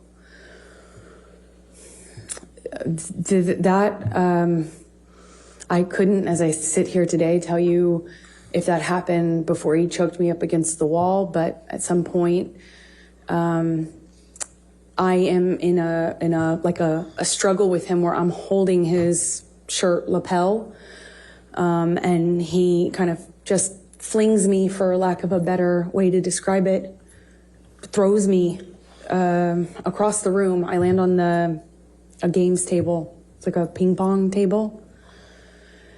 And I don't know if I was holding on to him or if he pursued me separate, but he gets on top of me on the games table and is just whacking me in the face, like repetitive. We struggle on the games table. I don't know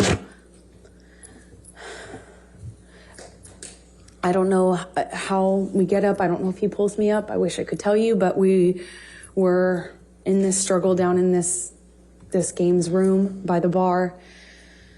And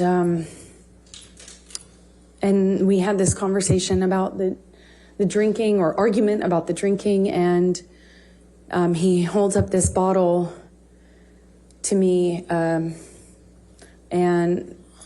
I'm saying, did you drink this whole thing? Something stupid, focusing on this detail. And he is telling me that I can't control him anymore. And that if I really wanted to take it. And then he's like taunting me to take the bottle from him. If I really want him to stop, why don't I take it from him? Go on. All right, Mark, what do you got? Yeah, it's starting to get more honest in places now. Obviously, the stories are all over the place, and I'm not even going to get into that. There's disgust, there's disdain, and there's anger, and more delicate chin boss action there, around, which would suggest to me some real feelings there of disgust and disdain and anger and sorrow around no one liked me.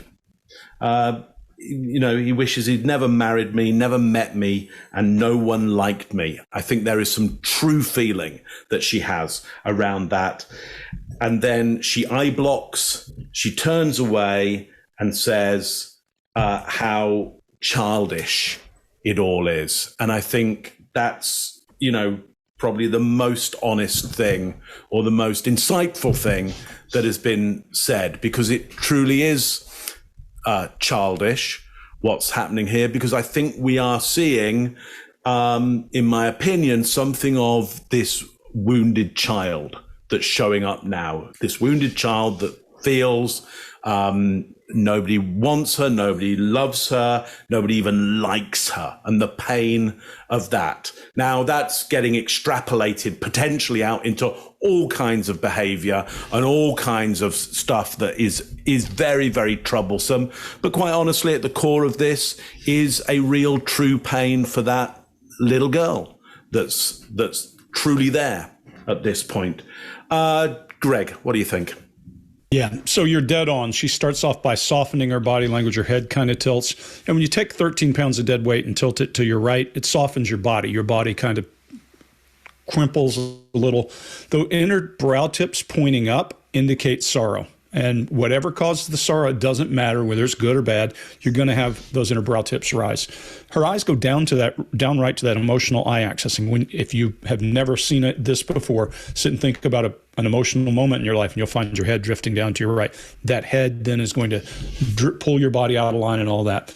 She trails off when she says, and she does your fading facts, Scott, when she talks about childish, because she knows how childish it sounds. Here's something big. And we're going to see this three times in the videos we're going to watch. And this is an indicator of something big about to happen. She does this. She scrunches her mouth to the right and bites the inside of her mouth. And it happens 3 times. It happens here just before the first major altercation downstairs, before she breaks this bottle. We're going to see it 2 other times. This, to me, makes me think, yes, there's violence, and yes, she's engaged in it if she didn't start it. Now, when we hear her talking about sliding or being controlled, and him talking about restraining, if she started the violence, you would expect he's going to do something to restrain it. I'm not protecting him, just saying violence starts somewhere. And we see it in her here. We see that weird thing, and we're going to see it 2 more times as we go through this. Just pay attention to it. When he said, "Do you want to go, little girl?" When she does that, she bites her lip, she breaks eye contact, takes a deep breath, and then she goes, that. She pauses a little bit. I think that's its own now kind of mindset. And then she goes into that disclaimer again, and she says, "I can't tell you the order things went." Flings, there's no illustration whatsoever when she says, "He threw me." But she does show helplessness, palms up and that. And then she goes to a calm voice. Go on, go on, go on. None of that seems to fit. You would expect more animation. You would expect people to be more aggressive. A couple of things to notice here. The attorney is sitting with data intake, just paying attention to what's going on.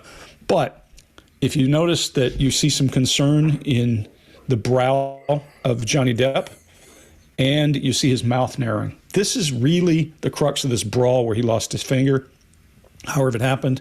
So this is going to be an interesting one to pay attention to. Chase, what do you got? Let's talk a little physics here for just a second. Picking up Amber, throwing her across a room and onto a table is pretty difficult. And then her testimony is that maybe he landed on top of me because I grabbed onto him. Because he is so strong that when he throws another person, it picks himself up and flings both of them across a room, and they land onto a table. I thought that was pretty surprising, listening to this whole thing. And then it's back to the word starting. He's starting to tell me this. But I think there's some truthful recall that she was hurt by the comments about people not liking her. She's shifting to present tense again, right at the point where I shove him. She's saying, I shove him. And the conflicts in her memory are at the exact points when she wants to insert details about the timeline in the narrative. Then she's back to present. He throws me. I land, present tense, gets on top of me, whacking me in the face. We struggle, present tense. He holds up this bottle, present tense again, makes a mistake. He holds up this bottle. She's narrating as if she's the one holding it. She accidentally, I think, shifts into first person of the aggressor here. She's the one holding the bottle. And actually, she accidentally slips here and says, "Did you drink this whole thing?" He's not asking that of her. She's the one asking that of him, while I think she's the one holding this bottle. I don't think he's holding the bottle at all. I'll go out on a limb here. I think she's holding the bottle, and I think she's the one pressing him. Did you drink this whole thing? And she shifts back to present. He's taunting me to take the bottle, back to present tense. And there's a deceptive mix of truth with deception being the added violence here, in my opinion. And I think there's a blend of three things. We could call it a verbal braid. We could do it a French braid, maybe. It's a truth, half-truth, and deception, all being blended together so that it's hard to see where one stops and the other one starts. But I think if we're watching closely, listening to those shift in tenses, and we're listening to where these unusual gaps in memory and unusually detailed recall of memory are occurring, it's a pretty good bet that we're going to spot some of this stuff. But if you're seeing these rapid changes in facial expressions, like Scott was saying a minute ago, very, very unusual stuff. Scott, what do you think? Yeah, y'all covered most everything, so I'll go short on this one. But in the beginning, we're seeing plenty of disgust and contempt expressions. And disgust is the one you see when your nose is all wrinkly and your lips are sort of pursed and they come up like that. Sometimes your teeth will show if you've got a blend of emotions going there, like anger. We'll see that sometimes. Most of the time, her contempt shows up on the left side. I don't know why that is, but for most people, it's on the right side. I think it's the right side. But for hers, for some reason, it's on the left. She does some on the right, but a lot of it is on the left. That's the only asymmetric facial expression when you see something like that. The things she's talking about are the things that he said to her and about her that are negative. Again, she's the good person. He's the bad person. He's saying bad stuff about her. This personality type will not have that. They won't let you. They won't let you do that. It happened. He did it, but they will not let you get away with it without taking revenge on you for that. I think that's a lot of what we're seeing here as well. All right. That's all I got. That's what it was. He started to tell me that everyone had warned him about me and that he wished he had never married me, wish he had never met me. No one liked me. It sounds childish, but I remember feeling really hurt. And then at some point, I shoved him hard to get him off me. And he shoved me back and he said, "Do you want to go, little girl?"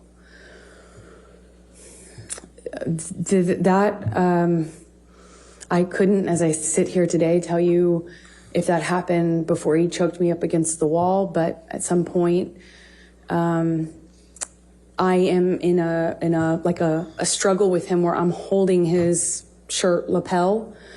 And he kind of just flings me, for lack of a better way to describe it, throws me across the room. I land on a games table. It's like a ping pong table. And I don't know if I was holding on to him or if he pursued me separate, but he gets on top of me on the games table and is just whacking me in the face. Like repetitive. We struggle on the games table. I don't know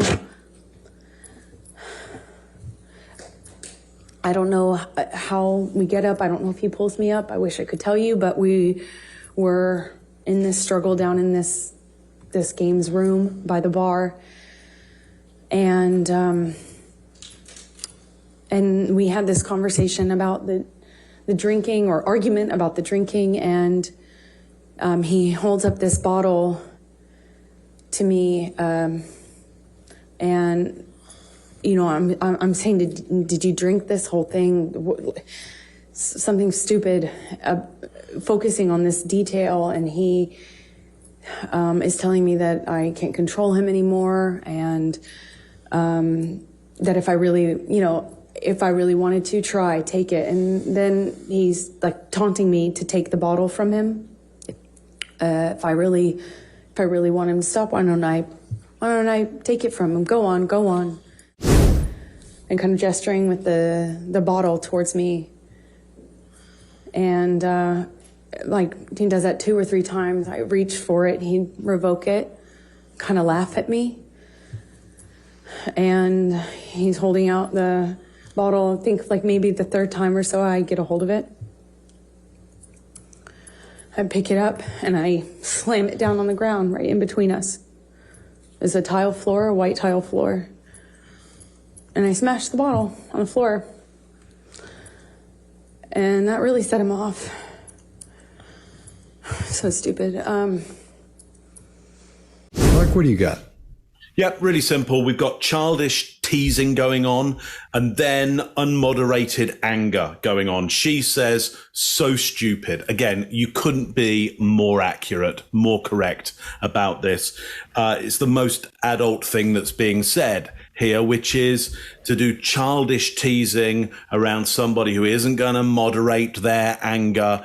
Both parties here. This is a really bad combination. And so, of course, we get what we get in this. We've got 2 people who are unmoderated and childish. They with somewhat of maybe an arrested development, or, you know, there's certain drugs that get taken or a lifestyle that gets led and not having people around to help with that moderation. It's a really bad combination. Anyway, that really sets him off, she says. Well, that's very unspecific, isn't it? What do you mean? What do you mean sets him off? What happens during that? So again, I don't like the unspecific nature of that, but I think what's being said here is actually very, very honest and perceptive about the situation that's going on. Scott, what do you think? All right. I'll talk about Johnny for a couple minutes. He's adapting in his chair. We talked about that in the last show, how he sways back and forth a little bit. And then when he touches his head, that's similar to when somebody kind of sneaks an adapter when they're talking about something they're uncomfortable or they're being put on point, and they'll talk, say, well, I'll tell you what I think about so-and-so. And an adapter is something used to get rid of that built-up stress and or tension. And when you push on your face right there and let go, you'll feel that muscle kind of relax in there. You feel your face relax. Or when you push on your chin or your mouth, those types of things. And his eyebrows shoot up with that exacerbated facial expression. That lets us know he's really uncomfortable with what she's saying. And the eyebrows also indicate the concern, along with his deep breath, that this really bothers him. So we can add those as adapters here as well. But overall, I think he's really ill at ease here. So I agree with you, Mark. I think this has probably got a lot of truth in it. Chase, what do you got? Got a lot of the same stuff. There's a lot of present tense here during very key points. I'll let you look at that. But there's also a shift to internal dialogue when her eyes move down and to her left. There's gaze aversion where she's looking away during very key points here. I'll let you take a look at what that is. But the emotional impact is perfectly timed with the eye contact to the jury. Perfectly timed so that she delivers to the camera, which is the jury. She delivers to the audience the exact emotional impact at the exact right time. And a lot of this is deviation. There's a lot of confirmation glances, unnecessary detail, and repetition of the word floor right here.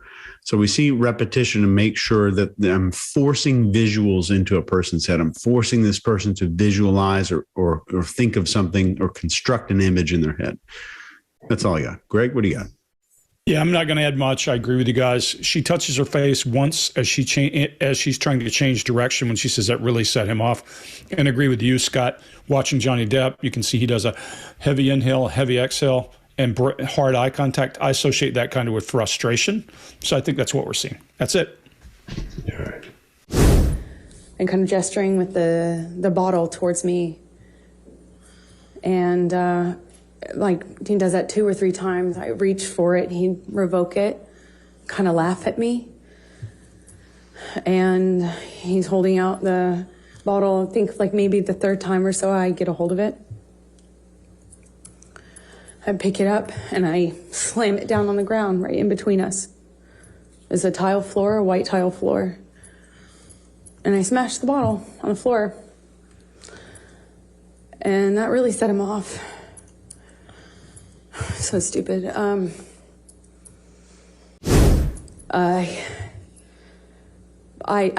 honestly don't remember if I threw anything in his direction. I don't think I did. I just remember him having me by the nightgown.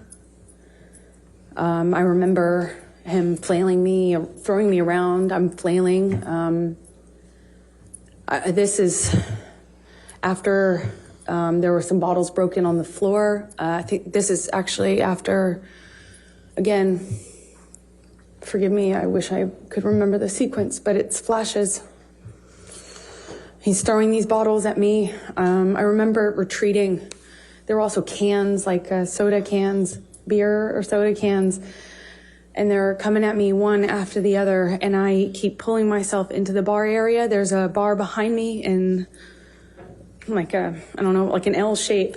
He's standing in the only way you can exit, so I'm kind of trapped in front of this sink, surrounded by bar on 3 sides with him in front of me-ish, kind of front off to the left, and he's throwing these bottles one after the other, and I can feel glass breaking behind me. I remember feeling one of them go by my head really fast. I mean, a real velocity. I remember being terrified. I remember I couldn't move. I couldn't go anywhere. I eventually, I'm trying to, I don't know, he ran out of things to throw. I think that's how I moved myself towards the exit. And I believe that's most likely when we got kind of in this struggle by the bar area. All right, I'll go first on this one. We see another huge one-sided shoulder shrug, and like we talked about before, that indicates she's not totally comfortable with her answer. It doesn't really mean it's deceptive. There are no absolutes. That means just because somebody does something, scratches their nose or bites their mouth, it doesn't mean they're being deceptive or telling the truth. It's just one of those a cue you look for to add to a group of cues to make sure things are going in the direction you think they're going. The biting of one side of her mouth seems to be an adapter at that point, but it falls right in line with all the other cues that she's displaying to show she's tentative, unsure, and uncomfortable. And she's displaying plenty of anger, disgust, and contempt cues, and a lot of what we've seen up to this point. And also there's that word again, remember. Here it is one more time. And let's pay attention to how it's being used up to this point. It's just here and there right now. It's not very often, it's sparingly, but it's getting ready to go off the rails with it here in a couple of minutes. So this is important. So start listening for it and start counting them when you hear them. All right, Greg, what do you got? Yeah, so that biting the side of the mouth, I agree with you, is typically an adapter. It's bigger than an adapter with her here because she does it 3 times in 3 videos, and they're all pre-violence. If I am a child and I always do that and I get away with it, I'm probably going to do that the rest of my life. And that's not an acting thing. She didn't learn that somewhere, and that's part of a character she's prepared for. That's probably something as a little kid they would get after her and she'd do, and they'd think it was cute or something. Don't know. But what I will tell you is it shows up 3 times. All 3 times are pre-violence. Something that's an indicator in her case, just her case. Other one, she rubs her face, and you would think she's got tears there or something. There was no tears in her face as far as we can see. She does one of the best denials I've seen in forever, meaning the worst. I honestly, one shoulder rise, don't think I did. Well, that's about as far as you can go to saying I did without saying it, because we associate one shoulder, as Scott said, with not feeling certain or uncomfortable with what we're saying. And it's very pronounced in this case because she does this most of the time. I honestly, there's a qualifier, so she's distancing and qualifying at the same time, and then says, don't think I did. So she's got another cutaway. That's a long sentence. She threw a bottle, clearly. I mean, this is now starting to look like maybe Johnny Depp's telling the truth. So we just have to follow it. She goes, I just remember inside of her mouth, she bites that thing, and then I'm almost certain she threw a bottle at him here, and that's what started whatever happened here. Then she does a tongue jut at the end of him flailing or throwing her around. I'm flailing. She does a distaste. After some bottles broken on the floor. Well, that sounds a lot like, yeah, that's passive voice. There's a whole bunch of broken bottles. Then she goes in that, again, forgive me, and she does a whine in her voice. She does a tense shift. There's more illustration about the bar and where she went than there is about the violence going on. Again, if I'm going to be that use that many illustrators, be that illustrative of what's going on, I'm probably going to do some of the other piece. And then finally, what we see is what I always refer to as going down the well. And I've seen it in the interrogation room plenty of times. The person starts finding a way to feel worse and make themselves more emotional and curl up into a ball. And they do it all the time as a way to avoid the question, a way to avoid other things. And then I see her eye block, close her eyes as she starts talking about the struggle in the bar area. She's going down a well to prepare for this next thing that we'll cover. But that's the second time. Something's up with that specific piece of body language. Chase, what do you got? This is a rare time that I will stake my reputation on this. This is deception. You don't hear me say it often. In my opinion, this is deception. This is what it looks like. More remembering, she's saying there's some broken bottles on the floor. Completely forgets. We'll memorize the type of wood the floors are made of in the house, the exact color and type of tiles, the table that she was thrown into, how many towels are in the dryer at that exact moment. I don't know how many details she can get except for how those bottles got broken. I think that we're skipping over some details here. And I think she's obsessing with how destructive he is. And this is likely distancing language that she's the one who probably created this mess. And it looks like she's making accusations of the things that he is saying that she did. She's just redirecting every single accusation backward. She redirects again to her problems with sequence. And this is the only time we see this is when the detail needs to be inserted. It flashes, there's an eye contact flutter avoidance, where the eyes are just fluttering like Greg's screen right now, just avoidant. Never had that happen, ever. And she's saying, I remember retreating, shifting back to the present.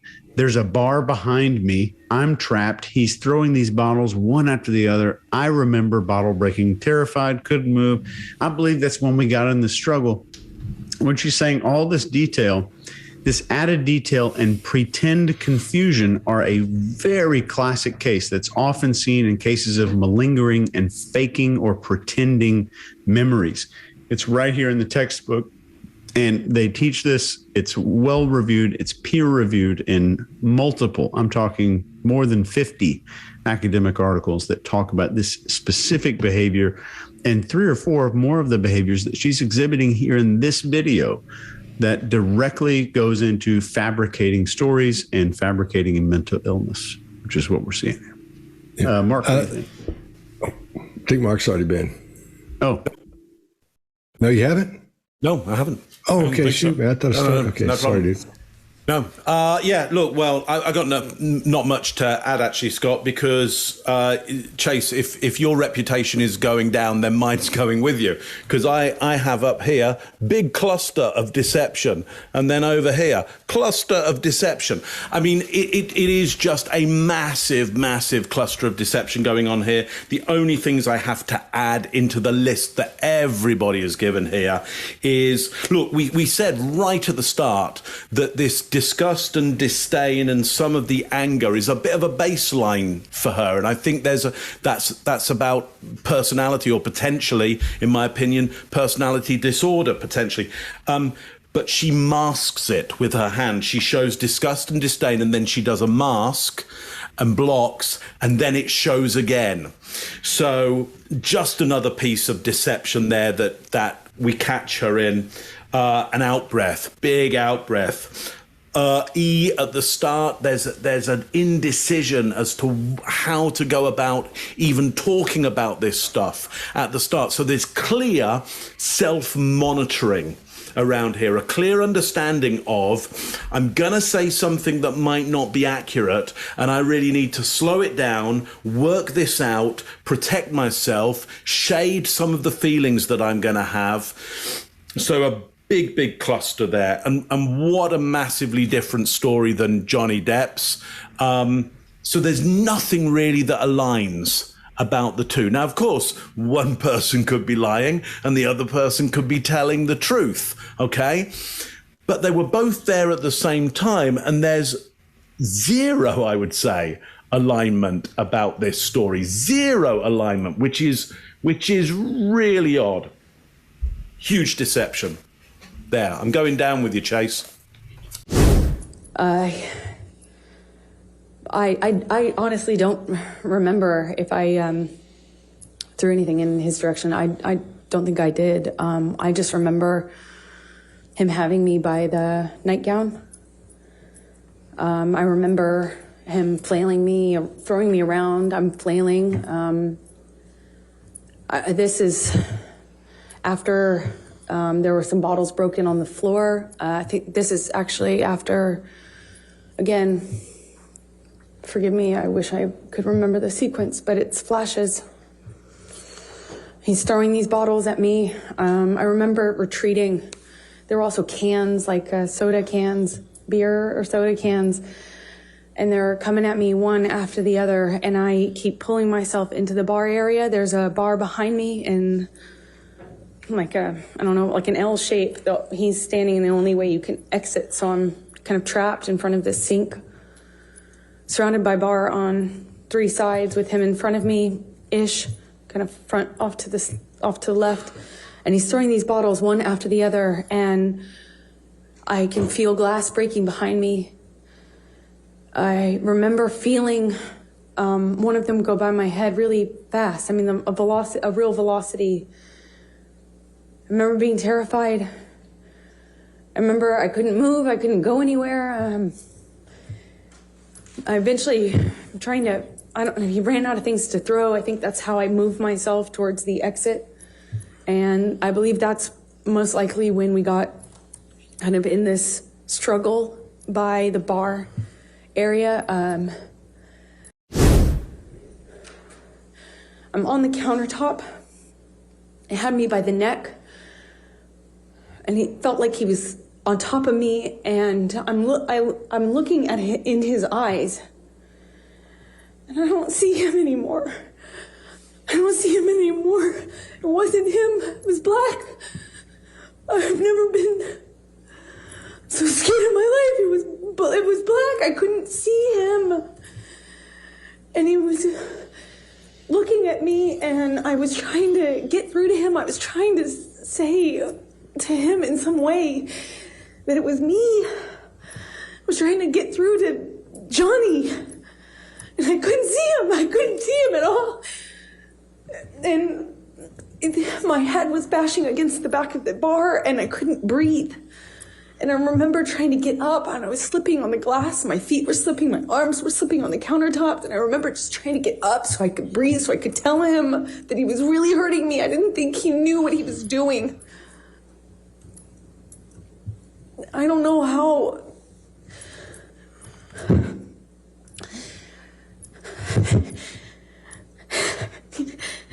Sorry.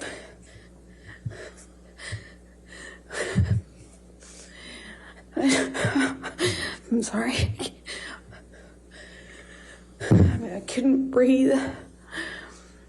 Please. I don't know. Please, I don't want to do this. I don't want to do this.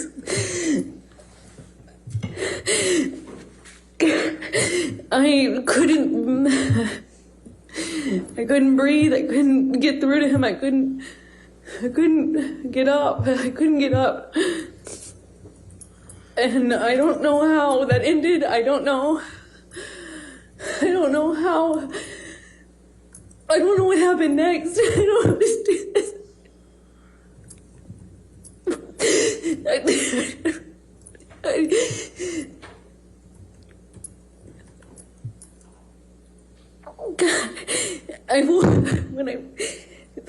The next thing I remember. All right, I'll go first on this one. Obviously, Johnny is experiencing anger, and we see that with his flared nostrils and that deep sniff he's taking. And as for Amber, this is somebody who's trying to relay panic. She's panicked here, but she's not panicked because of what happened. She's not relaying the panic she went through. She's relaying the panic she's in now because she doesn't think anybody believes her at this point. I think she's realizing this thing's out of hand and it's gotten away from her. And she's panicked because, like Greg is, because the jury isn't buying it as she tries to create this monster. That's why there's so many breaks in there. She doesn't know what to say. She's decided, I'm going in, man. I'm going to go in with all this crying and stuff, and it's not working. We're not seeing any tears. There's no runny nose, nothing like that at all. And I think Greg's got some things about the tissue that she's using, but we're not seeing the things we should see. And that's mainly the tears and the runny nose and a red face. So she's trying to relay panic, which she's panicked, but she's not panicked about what she's talking about. She's panicked because she thinks she spent all this time doing this, and this is the crux of what's supposed to have happened. It's peaking here, of how violent and how horrible he is and what he's done to her and her personality. We're supposed to watch her break down, but it's not working. Because if you watch this and you didn't get a little bit of maybe not a giggle, but if you didn't think that was really, really, really odd, then I don't know what to tell you. But keep in mind, we're not saying, we're just talking about the body language we're seeing here. This is my opinion, nothing else. We know other people have gone through this and have it a lot worse than she's had it. Similar experiences and experiences 100,000 times worse than this that do experience this. But I don't think that's what we're seeing here. I don't think she's experiencing that. Greg, what do you got? Yeah, I'm just going to hit a couple of things because I think you hit a lot of them, and I want to leave a couple. You do see him showing stress movement and breathing and upset and eye contact. She's going down the well. She's doing that thing where she works herself down into a darker and darker place. I'll leave the eyes are black and all that stuff to you guys. She does cover her face like you would expect for a person who is going through something emotional. However, when a person is going through really emotional situations and really boiling down, typically they're going to break eye contact. They're not going to make hard eye contact as they're telling you the story. She does that. The other weird one for me is she raises her thing to wipe her face and she goes here. It's up here between her eyes. It's not patting an eye. It's not covering her nose. If I were going to put some chemical, menthol, any kind of mentholatum to make my eyes water, I would probably dab it right in the middle of my nose, not in my eye. Not saying that's what she's done, but it seems out of place. It seems like something is not right in terms of the overall delivery, and then she does this patting in between her nose. People have asked, did she snort something? Possible she put something in her nostril to make her nose snot up and all that kind of thing. But she shows little private time around something so emotional. And then the other weird one, she immediately goes from that terror face back to her baseline, that kind of negativity face. It's immediate. It's that quick. We don't see that usually. We see lingering and hanging on from there. Chase, what do you got? So back to present shift again. I'm on the countertop, had me by the neck. There's past tense, a backwards past tense shift to past with no pronoun. There's no he, had me by the neck. And when people have less pronouns, they're more likely to be deceptive. And that's proven. I felt like he was on top of me. Well, was he? We don't know. And now it's back to the present moment. I'm looking in his eyes.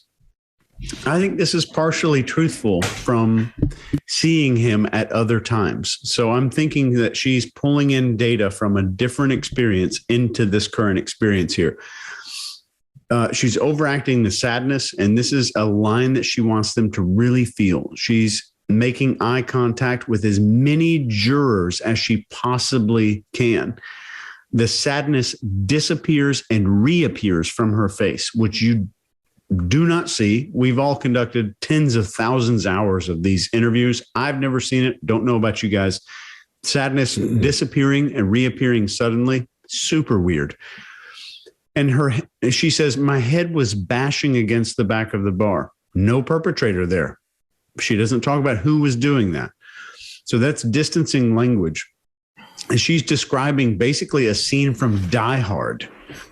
There's no injuries. She's describing somebody who was punched, slammed onto a bar, thrown across broken glass naked, walked across this broken glass naked, and then emerged without a single scratch on their body. It's Bruce Willis is what we're seeing here. And then again, there's no tears whatsoever, shifting emotions that are back and forth. And then she mouths the F word with her apology to the jury with a disgust expression. And I'll let you be the judge of what she's really disgusted about. Is that inwardly focused or maybe outwardly focused? But right at the very end of this clip, you'll see this little elbow movement here with both of her elbows, and that's a ventilation gesture. You're more likely to see that after a person is going through something that's very stressful. But keep in mind, deception is very stressful, especially when you know that there's a camera on you and that whatever you do in that moment is going to live in perpetuity. I'm feeling it right now because I'm on YouTube. I'm not. Mark. My camera's letting me down. Stay with us, Greg. Stay with us. We're almost there. Yes, I agree, Chase. It felt like he was on top of me. Well, yeah, that feeling may well be true, but it doesn't mean the actual physical act was actually happening. Though the feeling of somebody on top of you could absolutely be true, doesn't mean it's actually happening. I don't see him anymore. It wasn't him, it was black. Now, this for me is really important, that at this point in the story, Johnny disappears. She's creating this narrative, this idea that Johnny has gone. I've never been so scared in my life. It was black. So she's entered in now.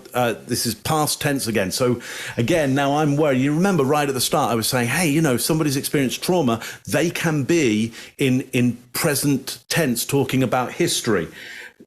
This is the moment when she's never been so scared in her life. And it's now fully in past tense.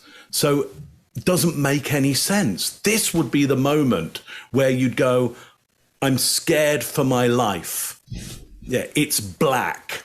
Yeah. Now, what is this idea of the blackness and Johnny disappearing at this point? I think this is a strategy. She should know, and her counsel should well know, that Johnny Depp, the jury are going to be biased towards Johnny Depp. They are. Of course they are. For all kinds of reasons. The best jury in the world is going to like Johnny Depp more than they like Amber. If we were to gamble on that, you know, there's so many reasons why that shouldn't be true, but I think it's a fair gamble that it's going to be true. And so we need to give that jury an excuse to go against him. If Amber's to win this one, we need to give them an excuse to go against him. Well, what if he's not there? What if it's not Johnny? It's just like Johnny's body. It's just his body is there. Johnny's gone and he's kind of possessed. It's almost demonic possession, or he's disappeared. Well, as a jury, we could then go, yeah, I think he was, you know, domestically violent, but it's not really him. So we haven't really said anything bad about Johnny Depp because we don't want to say anything bad about Johnny Depp. I think it's potentially a really smart tactic to try and get some kind of bias back from the jury and maybe the public as well. So interesting. But of course, I think what happens, because it's now in the world of demonic possession, it's now hit the level of horror movie, and she has to create this melodramatic story, melodramatic performance to make that horror movie level of, I looked into the blackness and Johnny was gone and all there was the abyss in front of me. She's got to create a big performance around that, and that's not, I think, her style. That's not the way she does really well as a performer. So it doesn't really work for her, in my opinion. I'm on the countertop. It had me by the neck. And he felt like he was on top of me. And I'm looking at him in his eyes. And I don't see him anymore. I don't see him anymore. It wasn't him. It was black. I've never been so scared in my life. It was black. I couldn't see him. And he was looking at me, and I was trying to get through to him. I was trying to say to him in some way that it was me. I was trying to get through to Johnny. And I couldn't see him. I couldn't see him at all. And my head was bashing against the back of the bar, and I couldn't breathe. And I remember trying to get up, and I was slipping on the glass. My feet were slipping, my arms were slipping on the countertop. And I remember just trying to get up so I could breathe, so I could tell him that he was really hurting me. I didn't think he knew what he was doing. I don't know how.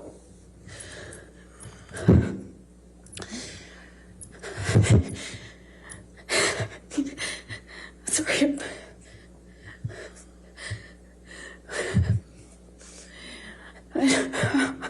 I'm sorry.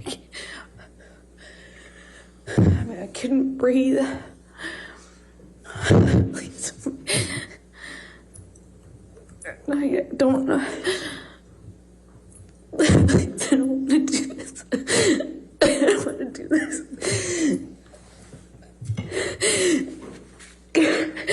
I couldn't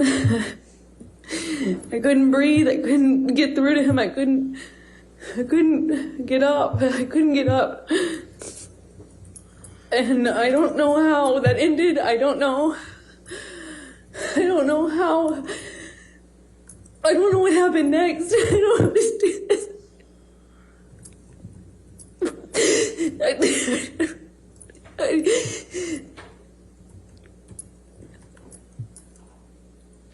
God, the next thing I remember. All right, let's throw around the room and talk about in 30 seconds or less what we think is going on here, what we've seen up to this point, sort of a wrap up. Mark, you want to go first? Yeah, I can see all kinds of reasons why she could be being honest and all kinds of reasons why she could be being deceptive here. There is a huge cluster of deception around that really important story about the bottle and then this melodramatic horror movie at the end. I don't like the smell of it. I don't like it at all. Chase. I will say one thing, just to consider. People that are highly dissociative, and a lot of her memories that she's talking about, I don't feel like I was there. I couldn't hear anything. People who have a higher dissociative capacity are less likely to go in my experience and in my training, less likely to go into first person when they're recalling trauma. Just maybe a likelihood. And I will just wrap with this. If you're not a subscriber and this is your first video, we have never, ever been this certain and this convinced about a person since we were reviewing somebody and we were all convinced they were telling the truth.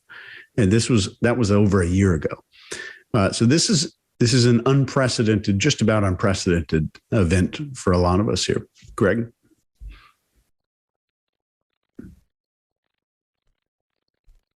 Mark. That feels like a bias, doesn't it? I saw it. You go, oh, you did do that. You did that for Greg. You don't do that for Chase. It's funny. It showed up on my screen to say you're muted. So I got it at the same time. Yeah.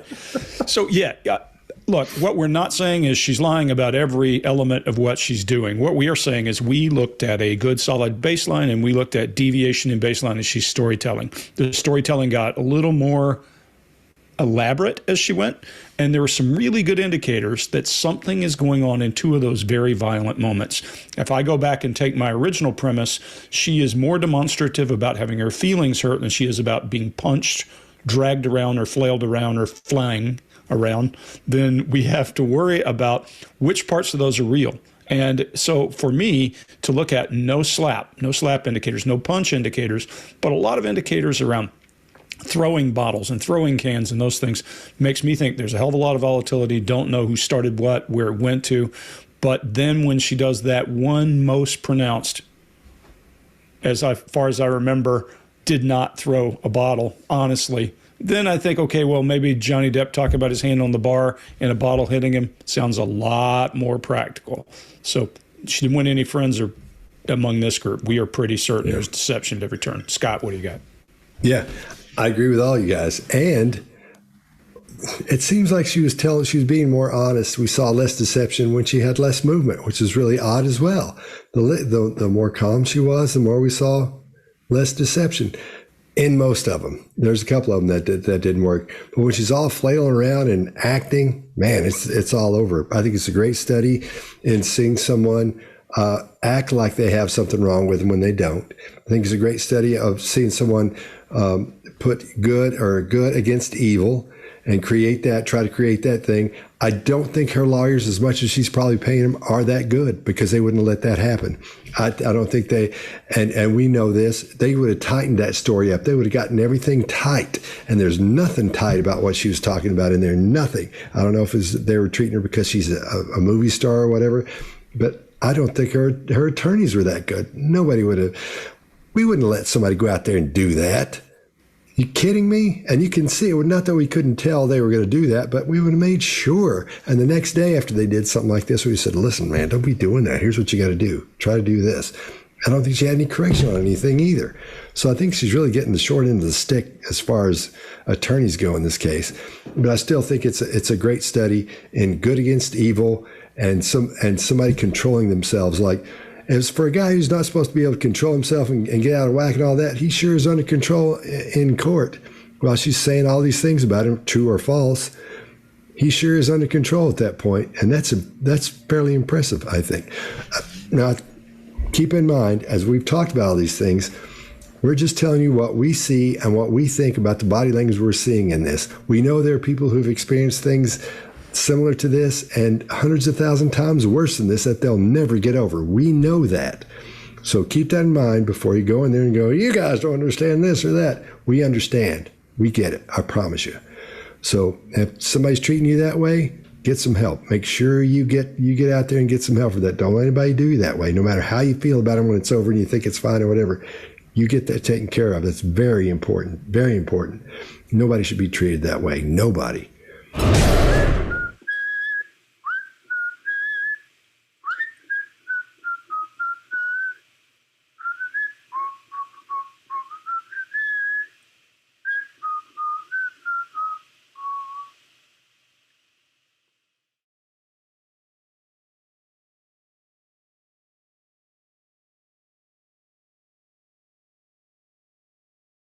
Michelle, no van a hacer, no,